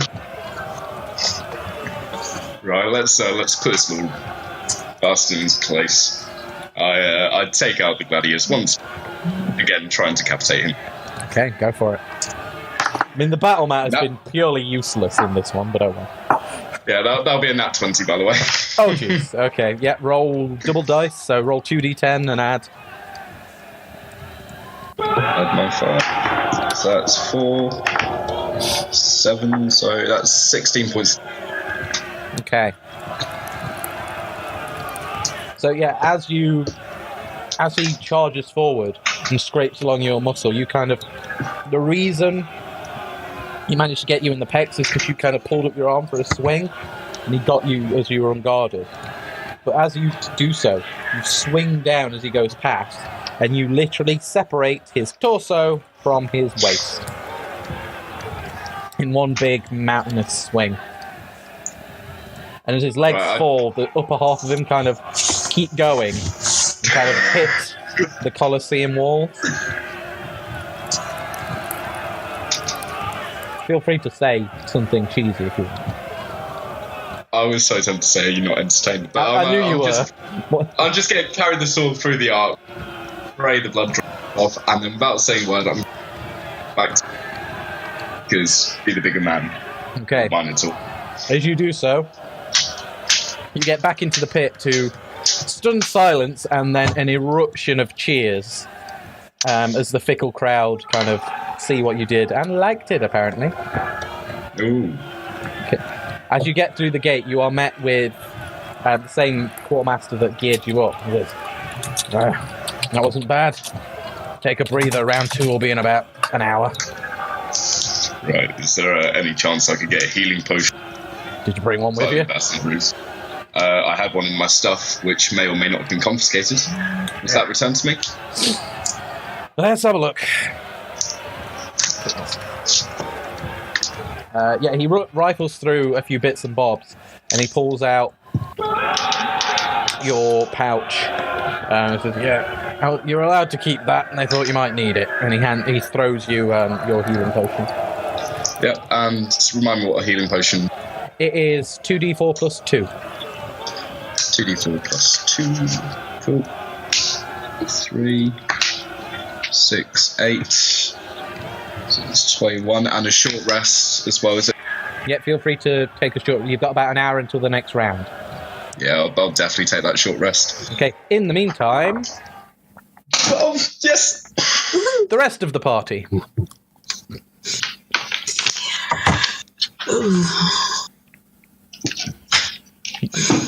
What do you have planned? Could we hear any of the voices and cheers, by the way? You can hear cheers, and that's a great pause. It's paused with my squirrel face. One sec. We love your squirrel face. What are you talking? Oh, jeez. Yeah, you can hear. You can hear cheers. You heard what Ares said. Like everybody heard what Ares said. Sure. Pretty much all of Sparta heard. So you know that the games have begun? Why can't games be anything interesting? Or just safer, So, It's Sparta. there's a couple of options open to us. Mm-hmm. We can go to the stands and cheer Runt on. We can go to the quartermasters and check that he's been given the appropriate amount of ability to partake, and they haven't bound him up too much or worked him over before sending him in. We can go to the prisons and try and find this arresting Legionist. officer. Legionist, yes. Or we can go and try and find the person who's organising Ares' games for him and see if we can just check that things are being done above board from that angle. I don't see any of these as being a bad option, but most of them will eliminate the possibility to do others. Everything's a little time sensitive at the moment. That's very true. I mean, didn't Septimus say something about we may have 2 or 3 days grace? Yeah, we may have 2 days. Okay, so I think we want to make Runt our priority. Well, but I don't know that getting too involved is. I think we want to be low key, unlike his interaction with his former allies. Dan, you had your moment. Stop doing weird stuff. Sorry, what? Well, here's the thing. I mean, under the circumstances, would we all have behaved rationally under the circumstances? I mean, Let's not pretend that Runt is as rational. It's not so much that it's, I suppose, do we really know what his circumstances are? Well, honestly, none of us know. Well, that's the thing. It's like we still barely know each other. I mean, we haven't really had much time to really sit down and chat beyond the obvious. I mean, okay, shall we go and at least talk to the person who's organising these matches, find out what he's going to be up against, and check that they're not just going to throw 20 horrific things at him at the same time. Check that this is actually fair and sporting. As above board as it can be. At least that way, if we find out that it's not, we can offer something that's more entertaining, as at least a palatable option. Well, let it not be said that I wouldn't go against the consensus, but sure. Okay. Obviously, we don't really want to meet Ares face to face, but hopefully we can find somebody who's running the event and reporting back to him. Runt thinks he can take him. Just check what we've got there. Well, I mean, it's not a question of sure that whoever might be behind this isn't setting similar to your friends. Maybe he's set up for a false thinking about At least if we know we can do something about it. So should we try and track them down at the Colosseum and see if we can find out what's happening? And if nothing else, we can cheer him on. Right, that seems a perfectly valid thing to want to do. Okay, let's go and have a look then. Okay, so where are you guys? Are you guys basically making your way to the Colosseum proper? Yeah, I think so. Yeah. Yeah. It's easy enough. It's the really big round building with the cheering. Oh, there's me thinking it was a zoo. Well, they have one of those, but there's less cheering, more bleating. This is kind of the cheering bit. You flipped a coin, and you ended up at the Colosseum. So yeah, you are met. How are you trying to get in? Are you going to go try and buy a ticket? Are you going to try and sneak your way in? Are you going to try and schmooze? What's the plan? Isn't the plan to try and go in through the tradesman's entrance and see if we can get a back door in and see if we can find who we're supposed to talk to? What? Shut up! I'm sorry. I couldn't help it. It just sort of. Yeah, bards. Innuendos. Great. Smut. Brilliant. Okay, should we at least buy a ticket so if anyone asks, we're not kind of trespassing and getting into more trouble? Yeah, okay. At least that way we've got a reason to be snooping around a bit. We're just in the wrong area. Go for it. How much is 3 tickets going to set us back? Yeah, well, you make your way there. Again, you had, as with anything made by a Brit, you have to queue for a little bit. But yeah, you make your way there, and you are greeted by, a tiefling woman who is just stood and waiting. Like, come on through. Yeah, come on through. Oh, hello. What can I do you for? I take it you want entry. What kind of entry do you want? Just 3 match passes or day passes. We're only interested in the current. Okay, so you just want for this games, do you want... Okay, 4 seats will set you back 5 copper a piece, but be careful, you will have to dodge some little shit. If you want actual proper seating, that is 2 silver a person, and if you want to have race seating where you can definitely see action, that's 1 gold per person. We'll go for the race seating if we can take 3, please. Race seating, big spender. Yes, that will be 3 gold from all of you, or 1 from each then. Was it 1 gold each? Yes, that is right. Okay, that'll come out of the party funds then.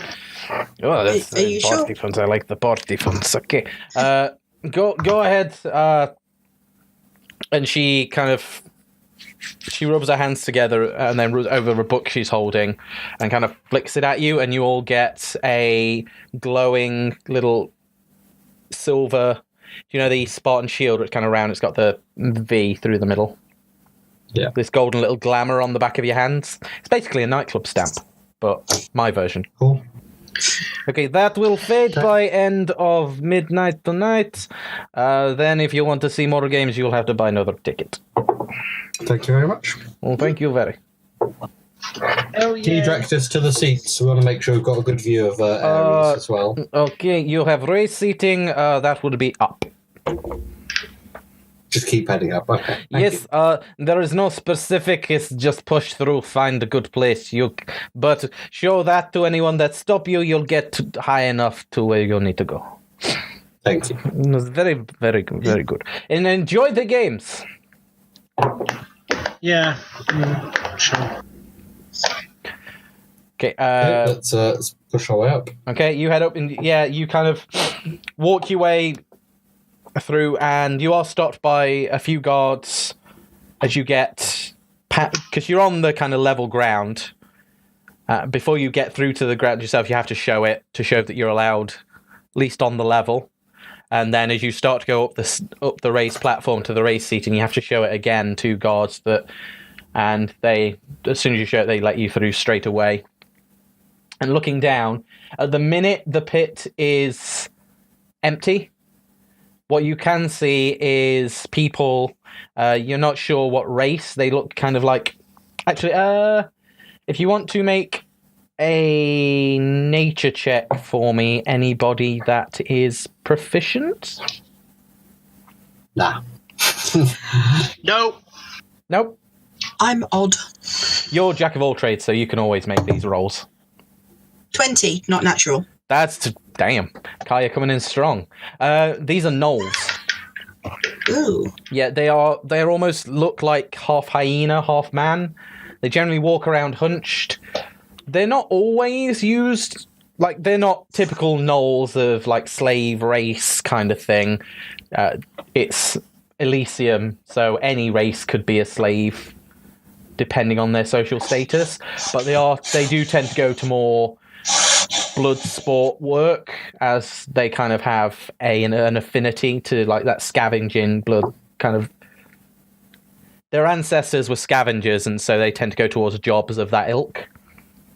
But yeah, they're clearing. You see one gnoll picking up and loading the torso of a human or half-elven man, and then another gnoll and it dragging an ankle and a leg, basically, of the man through the back gate. And then a few more gnolls come and start to clean up and just dust down more sand.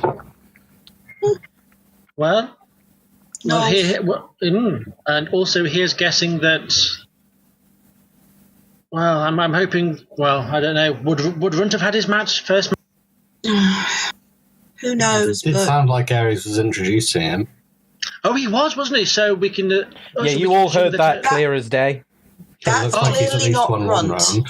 Yeah. So at least he survived the first game. Oh, at least that's something. At least we can keep an eye on him now. Yeah, but I wonder how many more he's got to contend with. Well, it also depends on if the deck is being stacked now. Can we see where Ares and the big booth for the important people who get to sit on cushions is? Yeah, one sec, let me just change over to the battle mat and I can actually show you. So I will use Runt as a marker because he's so pretty. So you guys came in through this end here, and you kind of came above here, so you only just got to the raised bit as you were looking, so you're around this area. So you can see across. He's still slightly more raised than where you are. You could keep climbing, but you're just looking up. You can just see the bottom and the edge of the balcony over here. And is there like a big kind of plinth around him with other important people? You can't see important people around him. They're kind of at the back seating, almost like an opera box. What you do notice is there are like no guards up there. Make a perception check for me, all of you. All of you that are looking, anyway. That was a natural 20. I got a natural 1. I also got a natural 1. Okay, Mercy. So 22. Okay, so you guys, you can't see anything. You can just see shapes. Mercy, make a charisma saving throw for me. Oh no.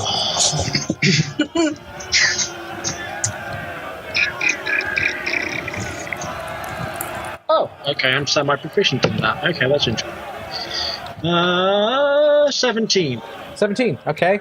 So you see, as you're looking, you can tell, you look through the people that are sat there with, who could only be Ares because he's built like a divine brick shithouse of handsomeness. Love you, Jack. As your eyes kind of move from one to the other, you spot in kind of a hooded, like a veil over them. It's a long, you can't tell what material it is, but almost not a sheer fabric, but kind of, you can see through it, but it still kind of conceals the person. But you get a glimpse of this woman's face, and you are instantly like tunnel vision. You can see nothing but this woman. And you're cynical and you don't care about mates or love or connections like that. You know me so well, dear. But for the first time in a very long time, if not ever, you feel your heart beating faster and kind of sweat building on your breath shallower as you feel just drawn to this woman. And you don't know why, but you need to be in the presence of this woman. You need to be with her. You need to see her, to touch her, to smell the perfume on her skin. You need to get to her. And it's only when you don't even realize you're taking a step, but you kind of step, not realizing you're going down a level. It kind of jerks you as you regain your balance. You kind of shake your head and snap yourself out of it. Your heart is still beating and you still feel that feeling, but you're no longer compelled to move towards them. But you feel if you looked on them again, you would want to go towards them. How interesting. You okay, Mercy? I don't know. Are my exceptionally pale cheeks blushing? Oh yes. I don't know how to explain it. Something's caught your interest. I can honestly say it. Let's just say that as well, we all took a gander. There's somebody else there, and I kind of accidentally clocked on a little bit too much, and something about this person gave me some kind of feels. I kind of feel a bit warm and fuzzy for no reason, and I don't particularly like it. So I'd be careful where you cast your eyes. Okay. Okay. Sorry, just laughing at some of the comments. As you kind of purposefully, some of you, Gavriil being the social butterfly that you are, you purposefully kind of go, okay, don't look. And as you turn, again, you can see as part of the crowd, in the raised seating, but still like kind of almost blended in with them. It's only because you turned away that you noticed. But you can see Fasali in civilian dress, kind of talking. Just it seemed to be talking to people you don't recognize, maybe Spartans, maybe like residents, kind of talking and laughing and pointing and presumably discussing the games or something. Okay, I want to duck Mercy and Kaya back into some. Just break line of sight with Fasali, but to keep a mental note of where they are and just pull them back a bit so we can have a quick chat. As you do so, Stop. the crowd erupts into cheers again as the gate opens and Mr. Runty Runt is sent back through. That is a Runtus Runt. Sorry, Mr. Runty Runt was your father. Actually, no, it wasn't. I've got your backstory here. It's Runty McRuntface. No, it's Runty McRuntface. It has to be Runty McRuntface. That is now a thing. I'm sorry. Yeah. This is bullshit. Okay, yeah, so you come forward. As you do, no Ares doesn't say a word this time. He just kind of sits waiting. as the other 3 gates, I think you should be able to see them on the map there, open. Oh. And through the far one enters, again, a gnoll with what looks like a small buckler and a whip. Oh, this is bullshit. Kinky doggo. And... oh, that's not what you want, is it? I don't know, is it? No, it isn't. If you could give me a rabbit to fight, that'd be lovely. It's the Monty Python rabbit. Oh shit, maybe not. With sharp pointed teeth. Through that gate is what looks basically like some form of tiger, but has, as you can see, or could see before the computer's messing around with stuff, but we will power through until at least Runt dies. I mean, what? You'll be fine. It's got protrusions out the back. Oh, delightful. And through the other gate Kinky doggo. Ooh, kitty. is another kind of doggo. It's this ragged but huge-looking actual hyena. Okay. Would you please, once again, roll for initiative? Oh, no. Unnatural 20. Okay. I'm loving this dice tonight. That's... jeez. Okay. Yeah, it was 19. Well done. It is your turn. Oh, cool. I don't suppose there's any chance these guys are going to fight. Are gonna what, sorry? Are going to try and fight each other, is there? Make an insight check if you really have to. Yeah, okay. You don't have to. They're not going to fight each other. Yeah, it was a 15, so let's assume. You can tell they're not going to fight each other. I'm going to make a beeline straight for quadrupedal hyena over on the left. Okay. 5, 10, 15, 20, 25, 30. Are you doing your dash thing again? I'm going to dash. And do your bonus action gore attack. I am indeed. Got your knife. Which is a 14. 14 on the hyena does hit. Sweet. And that is for 3 points of damage. Okay. You charge at this hyena, as it going out, like sniffing the air, and seems confused by the noise. It turns to see you just in time to let out a as you gore into its side and almost lift it off its feet for a bit, and cause it some damage. The gnoll-looking thing at the back starts to make his way towards you, but it stays by here, and then literally barks an order to the tiger. And as he does so, the hyena lashes back with its teeth and goes to bite at you, as you are literally in him. Can you just confirm, is that order in an actual language, or is that an actual bark? It seems to be in some sort of language. Do any of you speak? Hang on, what have I put down for it?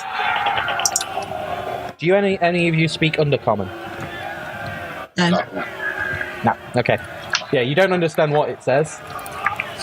But yeah, it seems to be some sort of language, but it sounds a lot like growls and barks, with a little guttural tongue in there as well. Okay. That was almost a natural 19. It is now a natural 1. So what I'll say is the hyena goes to lunge it and bite at you, but you draw back and it kind of bites at nothing, and as it lands on the injured side. So because of a natural 1, I'll say your next swing against it, or what, next attack, not next turn, gets advantage. So not your attack and your horn, but one or the other, whichever you do first. Yep. And at that bottle, the tiger. Bye.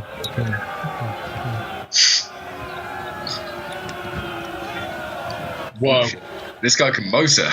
That is all it can do. It used its action to dash, but it full on kind of growled and then just started galloping at you, like pushing up sand and dust and probably bits of bone in its wake as it does so and starts to make its way towards you. It is your turn again. I'm gonna turn to Gavriil and I'm gonna say, shit right now.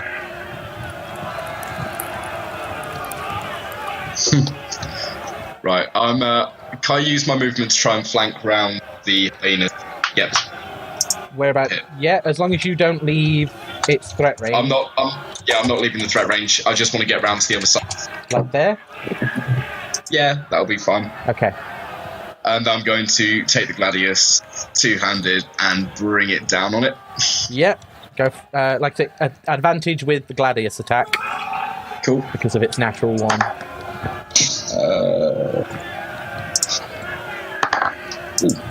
That's better. One of them was a natural one. The other one was a 13 plus my strength and proficiency. Its armor class is 13, so you hit. Okay, cool. So that is what would the 10 plus 5. So that's 11 damage. 11 points of damage. Yeah. Okay, as you swing down on this thing, you literally take off its head. Oh, nice. Oh, I feel bad now. One swing. The RSPCA is not going to be happy. No, it doesn't even have time to turn around. You just swing down and you take this thing's head off. And the crowd just erupt into cheers as you kill this thing. As a bonus, I can't ready an attack as a bonus action, can I? No, you could only ready an action, sadly. Alright, that's fine. Yeah, I'm just going to make sure my back's against that wall that time. Okay. Flank me. Okay. It is now the Beastmaster's turn. 5, 10, 15, 25, 30. Gonna move there. What doesn't have I'm just checking if Whip has range, because I should have checked. It has reach, yes. Yep. So he's going to lash out with its whip and try and slash you across the runt. Doesn't care where. 14 plus.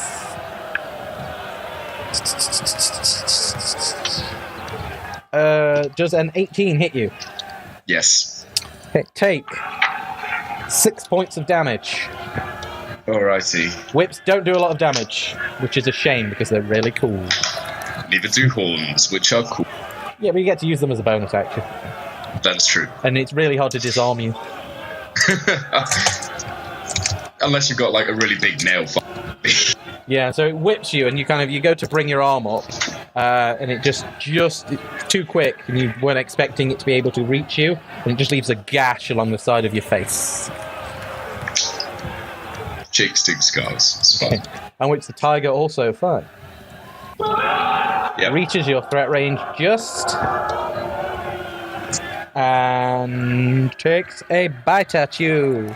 Because that's what tigers do. There you go. Tiger. It's going to use its pounce attack. So could you please make... it's going to make an attack. So, does a 14 hit you? A 14 does not. Well done. Target. AC of 15. Oh, okay, so never mind. It needs to hit with that. So luckily you are not knocked prone. As it tries to pounce at you, and you just bring your arms up to kind of stop it, and it's almost like you're fighting a bear. With the size of it, definitely, because this isn't just an ordinary tiger. This thing's huge. You're kind of wrestling with it and kind of manage to throw it to the ground, and it is now your turn. Right, well, I'm going to rage, because I'm being...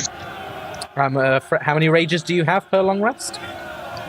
Oh, 3. shit. 3. Is it 3? I'm done. Okay. Yeah, it went up by 1 at the level up. Okay, I will be nice. Wait, What's that? Captain, last guy, so I've still got 1 left, haven't I? Yes, but you're not sure if there's another round or not. Oh. In that case, I won't range, because whatever's coming next... Okay, I could have been mean, but it would be unnecessary. Thank you for being kind. That's okay. Yeah, this is going badly anyway, so... You just decapitated a hyena in 2 moves. It's not going as bad as it could. Yeah, I got lucky. Right, I'm going to take a swing with the gladius at this pussycat. Go for it. That is a unnatural 18. That hits. Cool. So that's D10 plus 5. Which is, rolled a 9, so 14. 14. Jeez Louise. Yeah, you And then, slice in, you knock it down, and as you do so you go to swing, and you cut right into the haunches of this thing. You thought you were going to split it, but you're used to using the Sparta, and the Gladius just doesn't have enough oomph. yeah. It's a toothpick. And then I'm going to show it how to Yeah. Wham. rush him. Yeah. Horn attack. Go for it.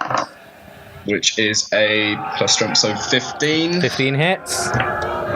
Nice. 6. 6. Okay. So you split this thing down, and as you do so, you don't even do a horn attack. You just take your hoof, and you just bring it down on this thing's skull, and it just cracks and pops like a watermelon full of trifle. I like animals. Why is this happening? And yeah, Because you're a bad person. Survival of the fittest. the Beastmaster, seeing what you just did to It his doesn't get any fist. pets. Oh, he is now frightened of you. Oh! He's not going to get any closer. He's going to whip at you. Natural 2, he's really frightened of you. Misses with the whip, and then 5, 10, 15, 20, 25. Gonna run away heroically. And it's your turn. Right. I guess I'm going to have to chase him. Yep, fair. Let me find this. 5, 10, 15, 20, 25, 30. You can get in range without even having to dash. Nice. Right, well, I'm going to use my action to, try and take off his head, I guess. Yeah, go for it. Do I get advantage if he's rising to me? No, he has disadvantage against you. Alright, cool. That case, screw it, I want this to be over quickly. I'm going to use as well. You're going to use what, sorry? I'm going to reckless attack. Okay, so yeah, roll with advantage. Starts chanting. Which I'm glad I did, because that was 5 and 9 plus 5, so 14. 14 just misses. You go to swing, and it's less of a dodge and more of a ah! As it kind of just gets out of the way of the Gladius. Again, it doesn't quite have the reach that the Sparta does. Before you do still, you little son of a bitch. Before you do anything else, Kaya, do you want to roll a performance check for me as you start chanting with your bardic? I do. Okay. This 23. 23. Okay, yeah. Very quickly, because they're loving this anyway. Your shouts are just runt, runt, runt, runt. Start spreading around the entire crowd in a wave, and before long, the entire Colosseum is chanting your name. For this, I will say, if you want to try and gore him, you can do so with advantage. Oh. Hell yes, I'm going to try and gore him. Because why wouldn't I?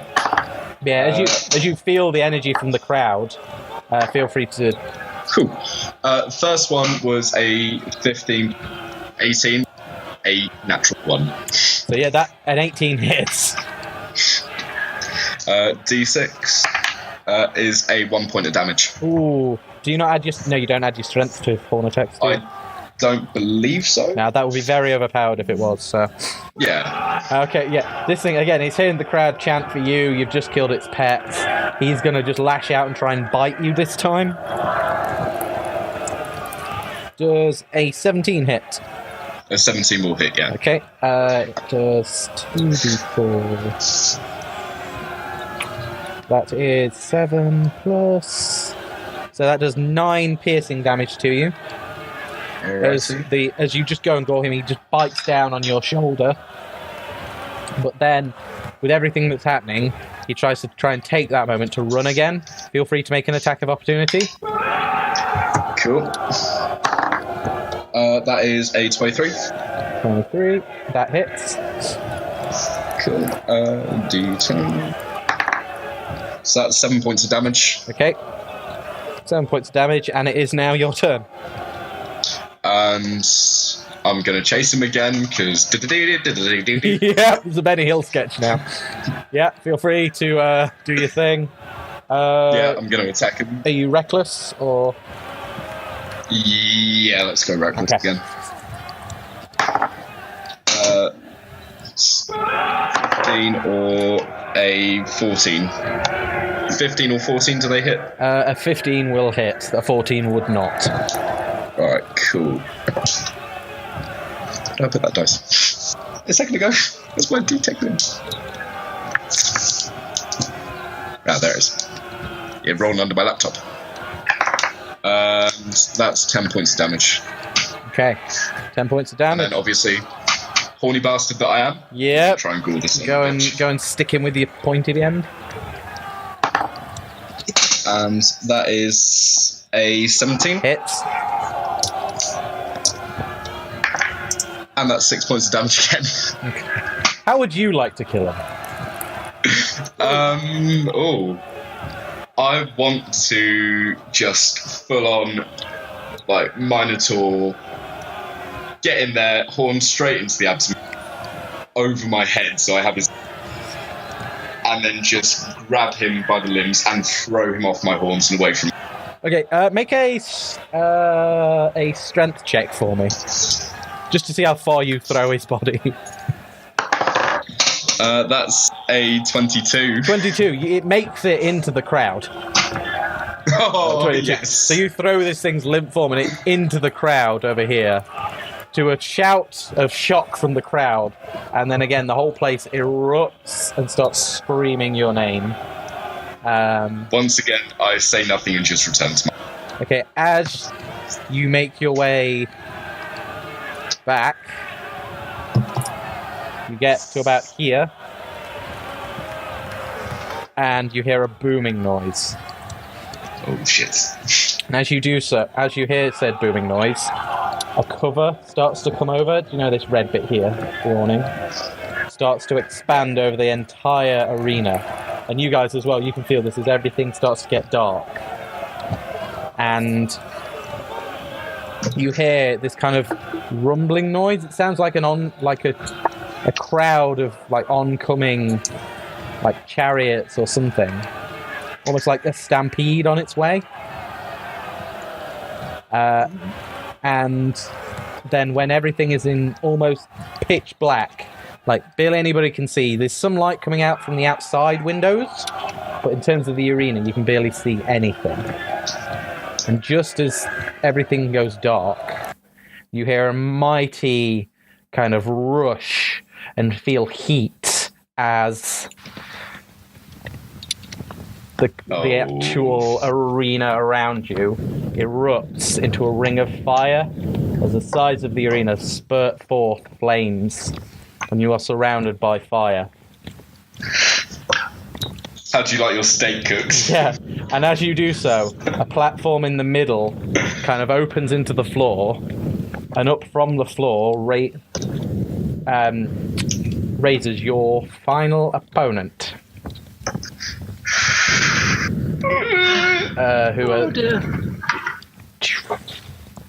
Is it Ariston? It is not Ariston. That would be way too poetic. It is this guy. Oh, please tell me it wasn't his kid that I just killed. And you hear Mufasa, and he's holding a long axe, like it's a long handle. It's not like a regular great axe. It's like almost like a spear, but with an axe head instead. And in a hilt at its side, which he picks up, is your Sparta, which he takes, smiles, and then throws at you, and it kind of skids across the sand, and you stop it with your hoof. Right, I bow to him. Okay. Just like hand on chest and just, for those who are about to die, we salute you type shit. Okay. As you do so, Ares steps forward.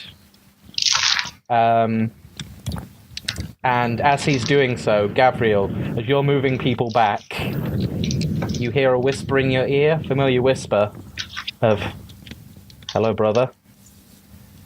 And Ares stamps down his spear, and a wave erupts from the entire crowd, signaling the start as the flames go out for a second, soon to be returned by another gush of flames, and the crowd goes into an anticipatory silence. And we'll leave it there. Oh, Jesus Christ. Luke! Thanks for watching, guys. Thank you for the non-runts. I know that there's been quite a Spartan-centered episode, but we're in Sparta, and we do as the Spartans do. I hope you still enjoyed yourself. I hope you guys at home have enjoyed yourself as well. Yeah, there is a lot planned for next episode, as you may be able to tell. It's not like the stakes are high or anything. Not at all. Sorry, cow pun. Well, if you need it well done, just leave it an hour in this. And yes, you will be fighting in that space. Well, at least if he gets frightened, he can't run away. Yeah, he's the one that'll be the same's also said. Yeah, the same's also said for you. Yeah, true. But yeah, thanks for joining us, guys. Thank you for all the comments and the compliments from some of you. That was very nice. Thank you for following. Thank you, our friend from Sweden. Great to have you here. Thanks for subscribing, everybody. Thanks for throwing bits at us. I will take all the bits. I don't care. I'll take them all. Thank you so much. Hopefully you will tune in a couple of weeks to see how this kind of develops. Does anybody have anything they want to say before we close the episode? Yeah, thank you for bearing with while I die. I'm so sorry. It's something. Yeah, if not, thank you very much for tuning in, guys. Hope to see you again soon. Take care, and remember that the gods are definitely watching. Bye!